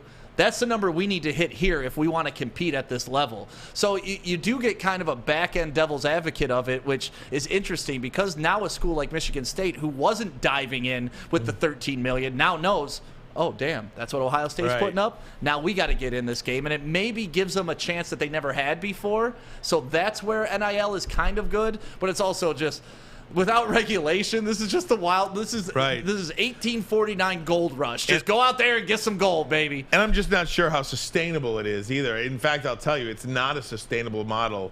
It can't last like that. I will say that the University of Michigan, in order to compete a couple of weeks ago, they are allowing their student athletes to use the Block M and to use the winged helmet and to use any sort of University of Michigan Wolverine logo as part of their NIL. That's huge. That's actually huge. Huge deal. Yeah, you're not just posting a picture of them in a Navy jersey with a yellow number. It's an actual Michigan, and that is a big deal. It's absolutely. If J.J. McCarthy wants to do a car commercial, he can now do that with his Michigan polo helmet and polo or whatever. I mean, it's just a way that Michigan is helping their student athletes compete. I'm unfamiliar with Michigan State is doing, if they're doing anything like that, but I believe Michigan State is set up very nicely in this NIL world. They've done They've done a really good job. I mean, look how much money they paid Tuck, and they were able to get that money together rather quickly. And a lot of the reason that they signed him that quickly is because the boosters are like, we'll pay his salary. This isn't on the university anymore. It's on the boosters, and they'll take great pride when they win. Without question. And Fletch, put this up for me too. The last time each Big Ten school beat Ohio State in consecutive years, because this is essentially what you're going up against in the conference. Look at this. The last time each Big Ten team defeated Ohio State consecutively, there is nobody in this decade outside of Wisconsin, in this millennium, I was going to say, outside of Wisconsin, that has won consecutive years against Ohio State. 2003, 2004. That is the last time a Big Ten team this same Big Ten team has won the Ohio State game in back-to-back years. It's just flat out incredible what they've done in this conference. And now let's put up how many players have been arrested. Well, that's what $13 million does for you. Yeah, well, I mean, you saw it with Maurice Clarett signing jerseys. You saw it with Cardell Jones when he was there signing jerseys. Like, they were already doing NIL deals. They were just doing them under the table, and if you got caught, oh, sorry, Cardell Jones, well, your career is not really going to work out. On to the next one. And again, I think you bring up a very important point, Stick, is this $13 million just what they need now or what they need to sustain what they've been doing all along? That's it. And I don't think that's a question that is that far out there. You don't just come up with an arbitrary number like that without having some market research done, right? And who's better to research than yourself and what you've paid your players over the past 20 years, according to that. Now, that $13 million, that might not be for everybody, but you get 3, 4, 5 guys. You pay them $2-3 million a year, essentially. Look, friggin' USC has $2-3 million receivers on each side, like they're the LA Chargers. They're literally making more than Jameson Williams this year. Fact. Literally making more than Jameson Williams. Jameson Williams makes $3.1 million. You go play for USC, you make $3.5 million. Yeah. That is an incredible thing. So much for amateur. Do you want to make them pros? Or is this still amateur hour? I don't know. It's definitely worth looking into. I'm glad we're alive to be a part of this transition, though. Honestly, like, imagine people 50 years from now never knowing what they had to go through to get to where they're going to be in 50 years. Have we gone too far in the politically correct world that we live in? Yes. Notre Dame is changing their song, their fight song. The Notre Dame Fightin' Irish have changed their fight song.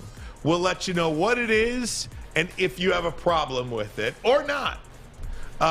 We'll do that next. But first, a message from Cintron. Ooh, Cintron. Ooh, I am telling you, this weekend, you know, it was a tough weekend. I went out Friday night, had a great time downtown, and Saturday I needed to mow the lawn, get all that done before it started raining, needed that energy. So what did I do? I crack an ice-cold Cintron and handled that yard work like a pro. And if you want to do the same thing, make sure you go get Cintron. It's in select Kroger locations right now, and for just $4, you can get 2 Cintrons, and they're the official proud partner of the Pistons, Red Wings, Tigers, and DCFC. So if it's good enough for them, it's good enough for you. Go pick up a Cintron today at Kroger. When you need apparel, there's only one place to go. Big Frog in Novi. With no setup fees, no artwork fees, no minimum, and a 24-hour turnaround, you can have your whole team outfitted in no time. Embroidery, direct-to-garment, vinyl, and screen printing, Big Frog has it all in all the styles you want. So whether it's a sports team, fundraiser, school event, or corporate needs, Big Frog is your one-stop destination. Visit bigfrog.com/Novi or call 844-4-BIG-FROG. 3 NBA championships. Detroit fans were there. 11 Stanley Cups. Detroit fans were there. 4 World Series wins. Detroit fans were there. And that one Lions playoff win in 1991. Yeah, Detroit fans were there. Woodward Sports, where the fans are. Right back here on Woodward Sports on a Monday. Hey, I took my kid to Big Boy. I saw that. Oh, man, let me tell you. Fudge brownie, dude? His life changed on that day. He had that hot fudge sundae. Oh, my God. Saunders life hot fudge. Forever changed. Thanks, Big Boy, for that. That's an amazing, amazing thing. Made me look like a freaking hero. Yeah, when we were out there the other day, I was just telling people what my day was like. I was like, yeah, we spent the day out at Big Boy in Brighton, and we're going to be at one in Taylor coming up in the next week or so. And they're just like, Big Boy's still around? I'm like, yes. And not only are they still around, they revamped, and it's brand new inside and delicious. So make sure you go check out Big Boy. So good. I love Big Boy. So good. Hey, if you're watching on YouTube, go ahead and hit that like button. Let's see if we can get to over 100 likes by the end of this segment. We'd certainly appreciate that. Braylon and Maz out today. We've got Stick having a lot of fun with my good friend Sam Day over here, baby. That's right. And should we ask the people about this? Because you suggested I just drop the Stick altogether, right? Well, look, your name is your name. I personally love your name, Sam Day. Okay. And you're Stick to me. Right. But I love Sam Day. I think that is a freaking great name. A great radio name. Yeah, see, back when I started in radio, it was all about hokey names, right. You know, like the Mojos of the world and stuff like that, and the Spikes, and, you know, it's like Stick. So, yeah. I think if you were to ever have your own show. Ooh. Which you never know. You never know. Could be happening. Talk to the bosses. We'll see what happens around here. I did suggest it. I think you should go with Sam Day. The Sam Day Show? I just think Sam Day is great. All right. Just think about it. Ask the people. Yeah, that's what. Stick or Sam Day? Let us know. Oh, we've got 2 sticks right off the bat. Stick or Sam Day? YouTube chat. Let us know. Let us know. All right. Let me do this because let's see. Notre Dame. This happened late Friday. Missed the news cycle on Friday. But Notre Dame is changing their lyrics to the fight song. The ever popular. I'm not going to sing it for you, but I'll sing it for you. Okay. Cheer, cheer for old Notre Dame. Wake up the echoes cheering her name. Send a volley, cheer on high. Shake down the thunder from the sky. What though the odds be great or small? Old Notre Dame will win overall, while her loyal sons and daughters are marching. So that's what they did? Onward to victory. They added daughters? They are adding daughters to the fight song. Now, I am a girl dad. I love women. I love all of it. But there are, like, do we have to change everything? And why are they, why? By the way, if you want to be so 2022, why even have sons or daughters at all? Yeah, why mentioning gender role in any capacity if we're going to go over the top with it? If you're going to change the song, right, change it.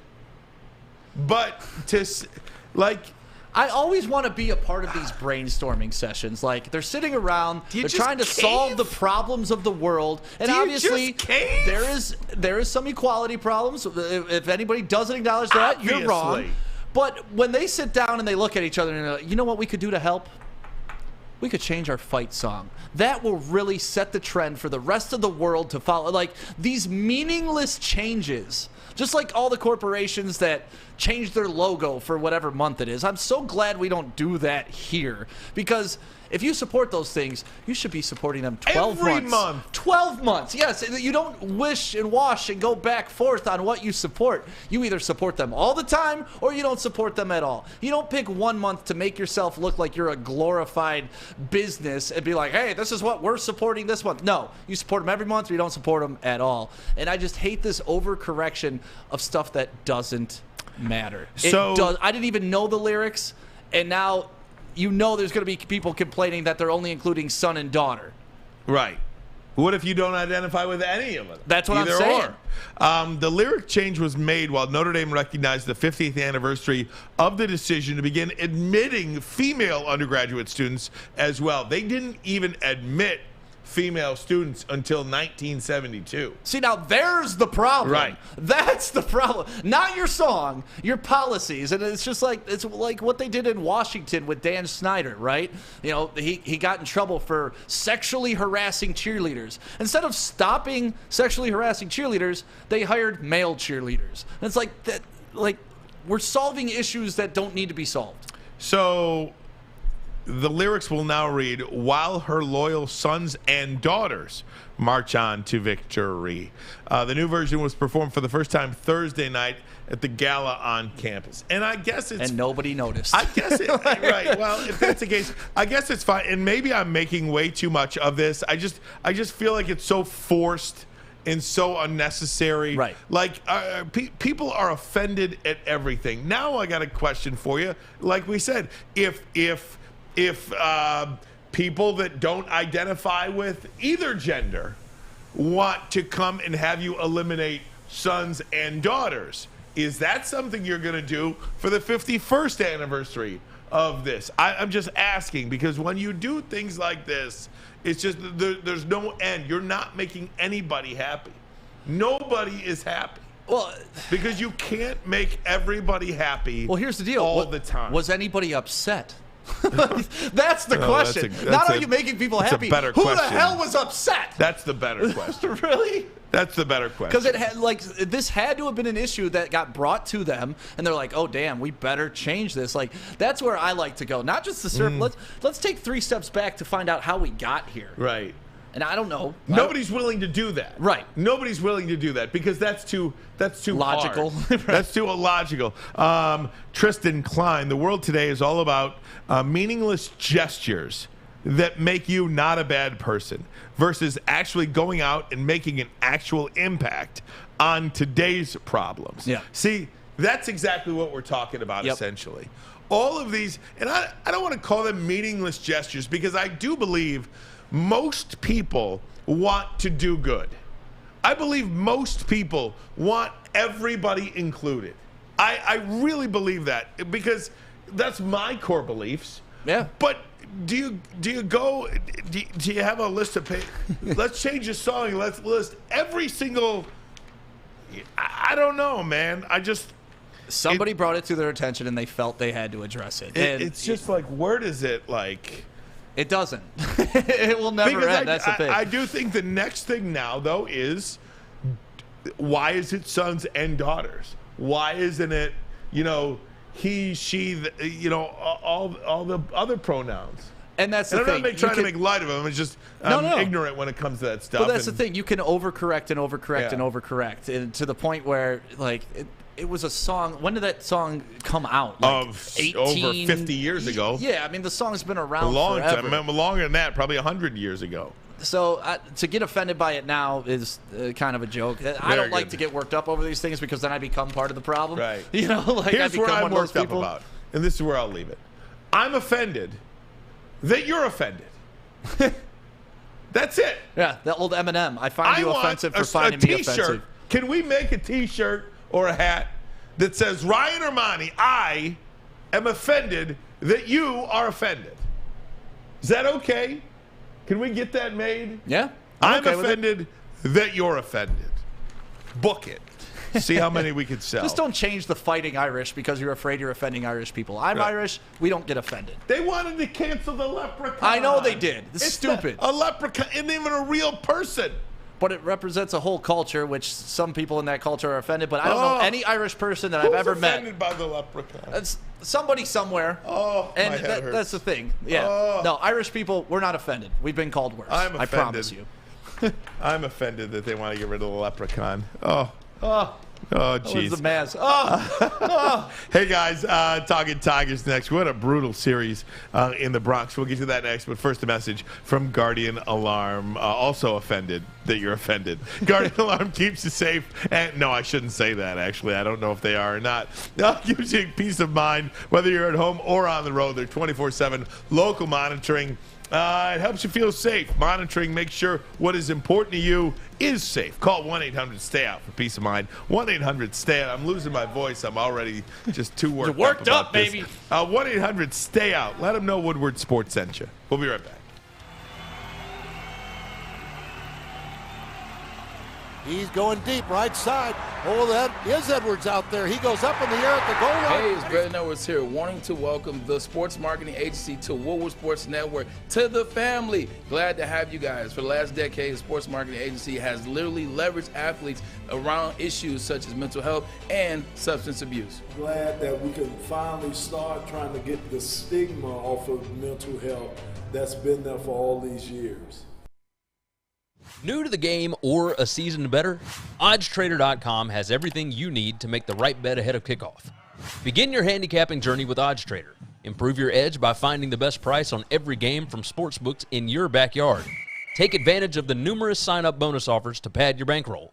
Dive into key game statistics, player performance, and even account for the projected game day weather. Best of all, you can use the OddsTrader bet tracker to keep a log of your action. Welcome to OddsTrader, and best of luck. Get a shot up. This is for the win. All of Detroit's sports teams live on Woodward. All of Detroit's sports coverage lives on Woodward Sports. Driving the best in Detroit sports coverage. Woodward Sports Network, Ryan Ermanni, Sam Day, a.k.a. Stick. Did we get the results to that poll, too? What is it? I believe Fletch put up a poll. Stick won. Big margin. Look at that. 73% to 27 on I Sam. stand corrected. But let's say this. If I was brand new to the network, like straight up today, what would the poll be? Because everybody's kind of familiar with me as Stick, so that probably plays a little bit into it. But either way, I like both the names. Your Mike. Around Detroit as Stick. Everybody that's listened to the radio for, geez, how long? What about Sam Stick Day? That's what when I do color commentary. That's what Chad Bush calls me, and I'm here with my Sam Stick Day. I don't know, dude. You call yourself what you want. Funny part is my real name's Clarence. Drop that bomb on you all today. Look at that. I like that. Yep. You should go Clarence Sam and if Stick anybody Day. drops the M&M line in the chat, I've heard it. Believe me, I've heard it. I know his parents did not have a real good marriage. Wow, 74% Stick one to Sam. Dominant. I like, dude. Dominant performance I stand by Stick. Hey, the mark of somebody that can admit that they're wrong. Apparently, I was wrong on that. I don't think there is a wrong or right. There's not. We just love you guys. Guys, a little Tigers talk if I could real quick. Boy, what a weekend it was in the Bronx. Just get completely blasted on Friday. Shutout Friday. Shutout Saturday. They come back a little bit, take a lead in the 8th yesterday, then give it up. And go to extra innings, can't score in their portion of the 10th, and then the Yankees, it's real easy to score a guy from second base unless you wear the Old English D. They got it done. But I don't want to say I'm disappointed in the week. I was hoping they could take one from the Yankees. It was one, and they couldn't get it done. Yeah, actually went out with a girl Friday night who was a Yankees fan, and we're sitting there eating dinner, and she was very happy to show me the score of 13-1. And I was just like, oh, God, can we not do this? And, Fish has probably been the only person at this entire network that hasn't given up on the Tigers at this point. But And Fletch. Fletch, you're still on the they can pull it out? I think, if we didn't have the injuries, it was a 500 team. Injuries are a major part of this. I still think that they've got something in them. Yeah, Fish thinks at one point the Tigers will wind up over 500. He doesn't know if they're going to finish that way, but he says at one point. And, about a month ago, I was jumping overboard on this team. Right. They've reeled me back just a little bit, but then we have weekends like this weekend, and it was like, what the hell was I thinking? They're in Pittsburgh beginning tomorrow night for 2. They got to get right back on track. Now, they're 12 games under 500. Again, the division is so bad. Go look that July 1 to July 14. You got 14 straight games where you're playing your division opponents. If you can somehow go, heaven forbid, 10-4 in that stretch. Now, I know everybody in the division is saying the same thing about that stretch of games where everybody plays everybody. But I don't think it's out of the realm of possibilities because of the division that they play in, because of how many games they play against the Royals and the Guardians. I almost said the other word, the one that started with an I, that I don't want to be offensive to anybody. Indians. Oh, yeah, I don't want to be offended for them. I will say it for all of us. Cleveland baseball team. Thank you, Stick. You're welcome. Yeah, I mean the White Sox aren't very good, and the Twins. I'm sorry. The Twins blow. We're at 54 games. The There's Twins 108 games left. Blow. I'm sorry. I don't think they're any good at all, and will not win the division. Minnesota will not win the division.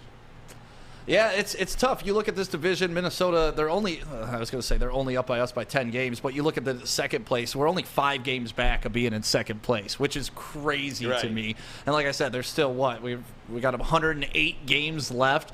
So there is a little bit of hope, but we need to get healthy. We need to start hitting the damn ball because most of the injuries have come to our pitching staff, and once they come back, I think we'll be fine. But wait till Riley Green gets going. There we go. Casey Mize comes back. What are you saying? Mize, I don't know. I want to get your guys' opinion on this, including Fletch. As a baseball player, I absolutely hate Javier Baez, especially this year. His on-base percentage is .234. That's some minor league type of ish. And all time, it's only .303. He doesn't get on base. He doesn't walk. He's basically been useless this year. And no, I don't care about his defense because I don't care if he made a flashy play at shortstop while he's 0 for 4 with 3 strikeouts. Your thoughts, gentlemen? Yeah, Javier Baez is not playing very good. In fact, he is playing piss-poor baseball. and he's got to heat up pretty darn soon because this team needs him. You don't go spend $185 million or whatever they spent on Javier Baez and have him bat in .216 with 2 home runs.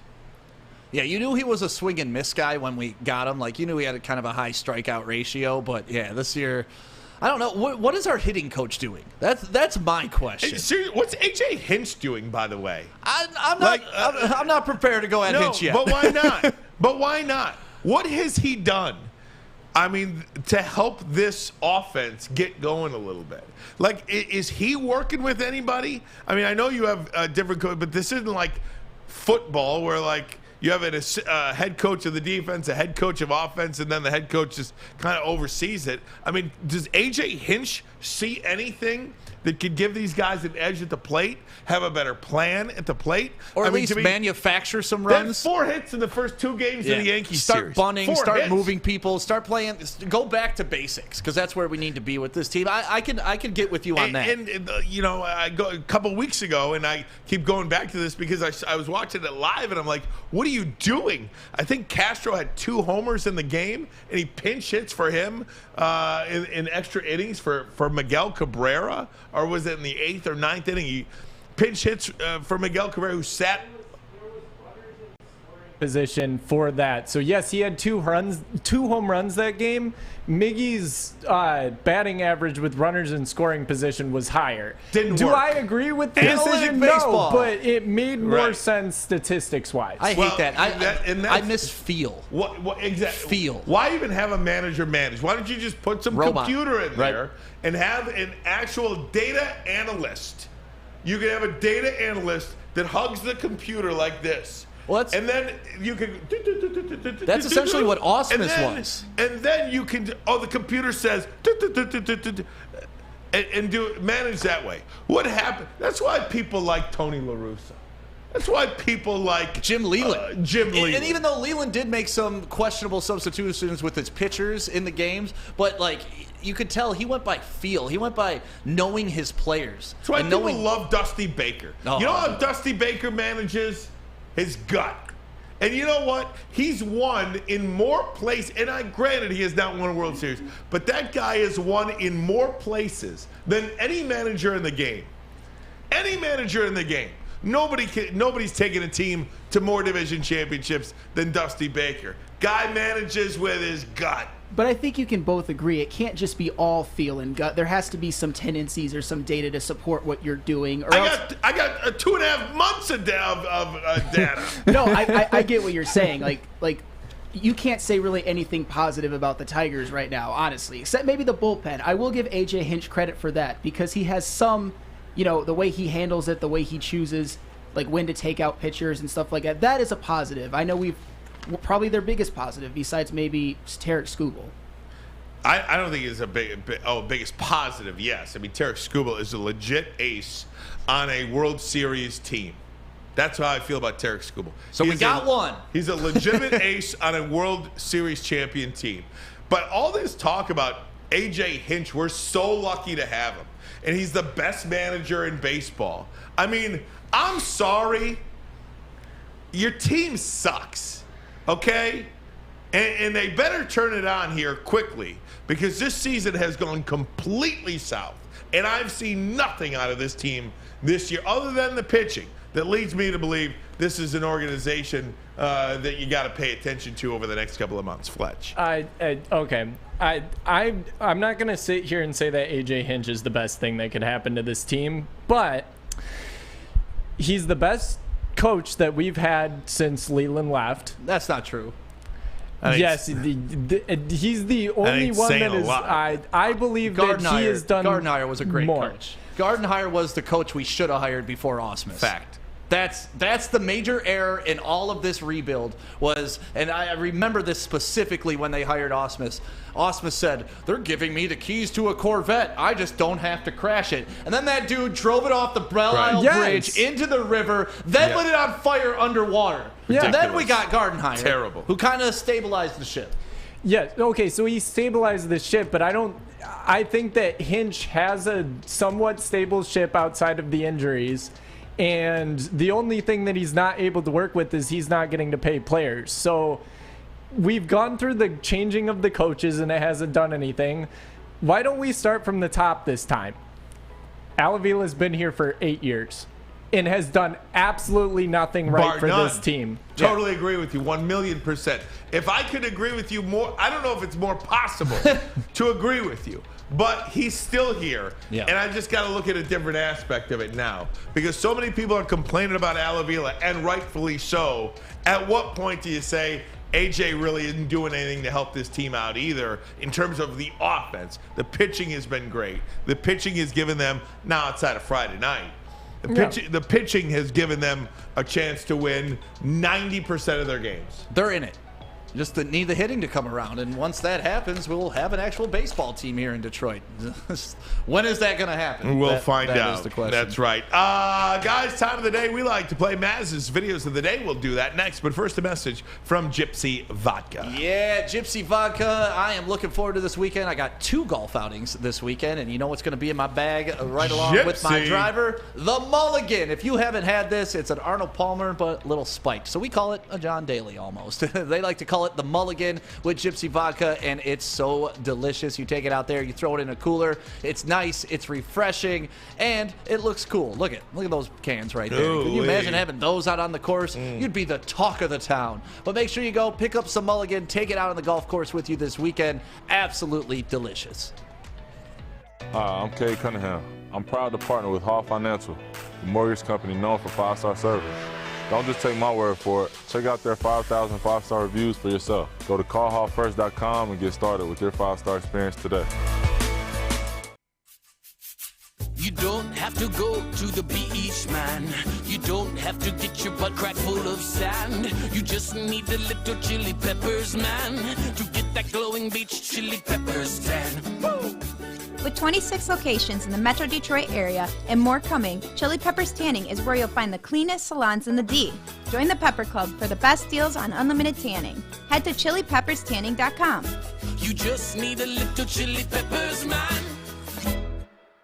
Make sure you download the Woodward Sports app in the App Store and the Google Play Store today. Take Woodward Sports with you wherever you go and listen live on your phone or mobile device. Bedrock and Rocket Mortgage basically turn an old parking lot into a massive outdoor playground right next to campus marshes.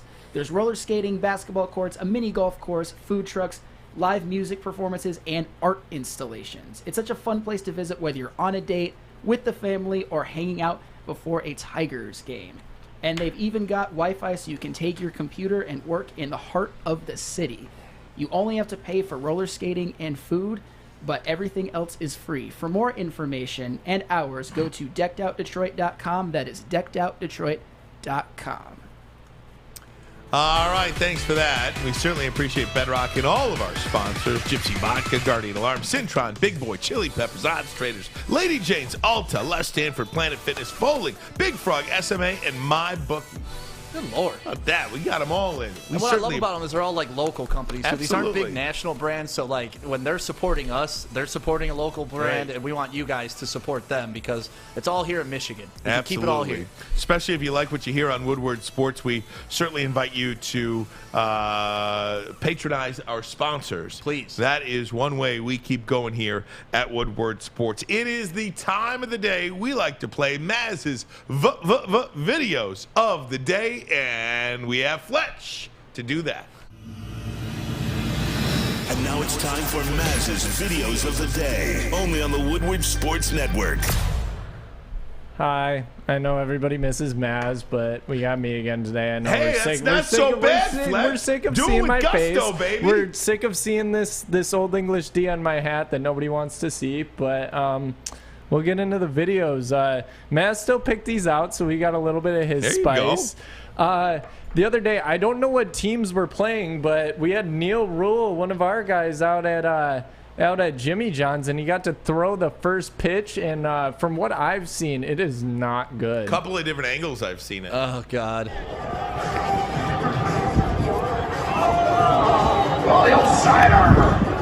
Get back up, Sam. Why did he go? Did we talk to him about this? I did not see him today. I talked to him about it, and before he went out on Friday, he said, "I'm going sidearm, like the Brett Saberhagen sidearm," and he gave us that action. He just had no control. And then I asked him, like, "Did you at least do a couple warm-ups?" No, that's just go the out problem. there and do it, is what he said, and that's the results when you don't practice. So I threw out the first pitch there about 2 or 3 years ago now, I think it was. And I went out, and I, too, did not do any warm-up throws. And I tried to throw it as hard as I possibly could. It went straight down and to the backstop. The release point was not there. Nearly killing a man. Yeah, Neil said the minute he went like this, he felt his arm drop, and it just kind of went out on him. So never good. Not a great look, not a great representation. But to Neil's point, he said, "Listen, I go out there and I throw a nice fastball. Nobody's talking about it. Nobody gives a damn. Nope. I do this. 8,000 views on Twitter. Amen. So there you go." What do we got with the Disney douche? Oh, okay. I watched this one. I saw this so bad. I'm gonna preface this, okay? Because I was looking through the comments, and then I've done a lot of customer service work. Never worked in a park though. This guy was probably doing his job and would have gotten in trouble if he didn't do this. Does that mean that he should have done it the way that he did it? Absolutely not. But he did it.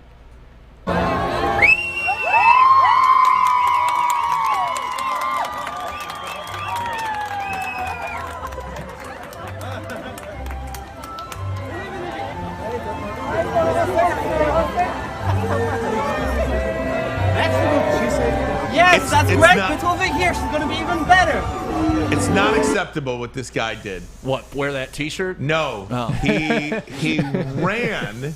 He took the ring. Oh, you're talking not the guy that proposed. You're talking. Okay. He took the ring and made them move like 10 feet. Yes. Because that was a restricted area that apparently that guy got permission to go do that. That you just ruined that. And this is why I said this earlier today on the news too. That's Yellow Jacket guy. How many times have you gone to an event and the guy in the yellow jacket is trying to friggin' tell you where you can stand, where you can be, where you can go, and how you can do it? Yeah. It's just so unnecessary. It makes me never want to go to Disney and spend my money for the 20,000th different reason to avoid Disney. Yeah, That's another one. I saw that on Reddit, and some people were defending him. Like, no, those people had to jump a fence to get up there and all that. And they just let him propose. What would it take? 30 seconds? Exactly. But the true crime was homeboy wearing that tight white T-shirt. I was actually pull going to that say back that. up. I mean, this thing left nothing to the imagination. Please. My goodness. You're proposing to your girlfriend in that? Are you kidding me? Come on. Maybe he actually deserved that, honestly. That was egregious. That was a crime. What else you got, Fletch? All right. We got a fullback. This is one of the reasons why I never played football. I'm built like a stick. I'm not built very well, and this fullback is trucking kids. Uh-oh. Boom! There's one. Oh, let's get another one. Here comes two. Oh my God. He's got another one too, I bet. What about peel back? Peel three? Yes. All and right. they scored off that. Take a little spring football. I'm impressed with the fullback, but I'm very unimpressed with the tacklers trying to get involved. Did you see they're already falling back? Right. Before, play that back one more time. You can tell these kids are not ready for impact. No. These kids are. They have not been taught. Look at the form. He's got to keep his shoulder on his outside shoulder. Dude just runs and gets lit up. They don't play Next guy, that at Orchard Lake St. Mary's. Oh yeah, no, we would not allow that. Head up, head on a swivel. All of them are just bracing for the hit. Very good. All right, last one, Fish. You got one more? Or Fletch, you got one more or no? Yeah, I do have one more. I don't know why Maz put this in. I don't know how interested people are in the royal family, but they're supposed to be pretty special, pretty I saw this. good to each other. The kids are supposed to be well behaved. This kid's 4 years old and he's telling his mom off. So what?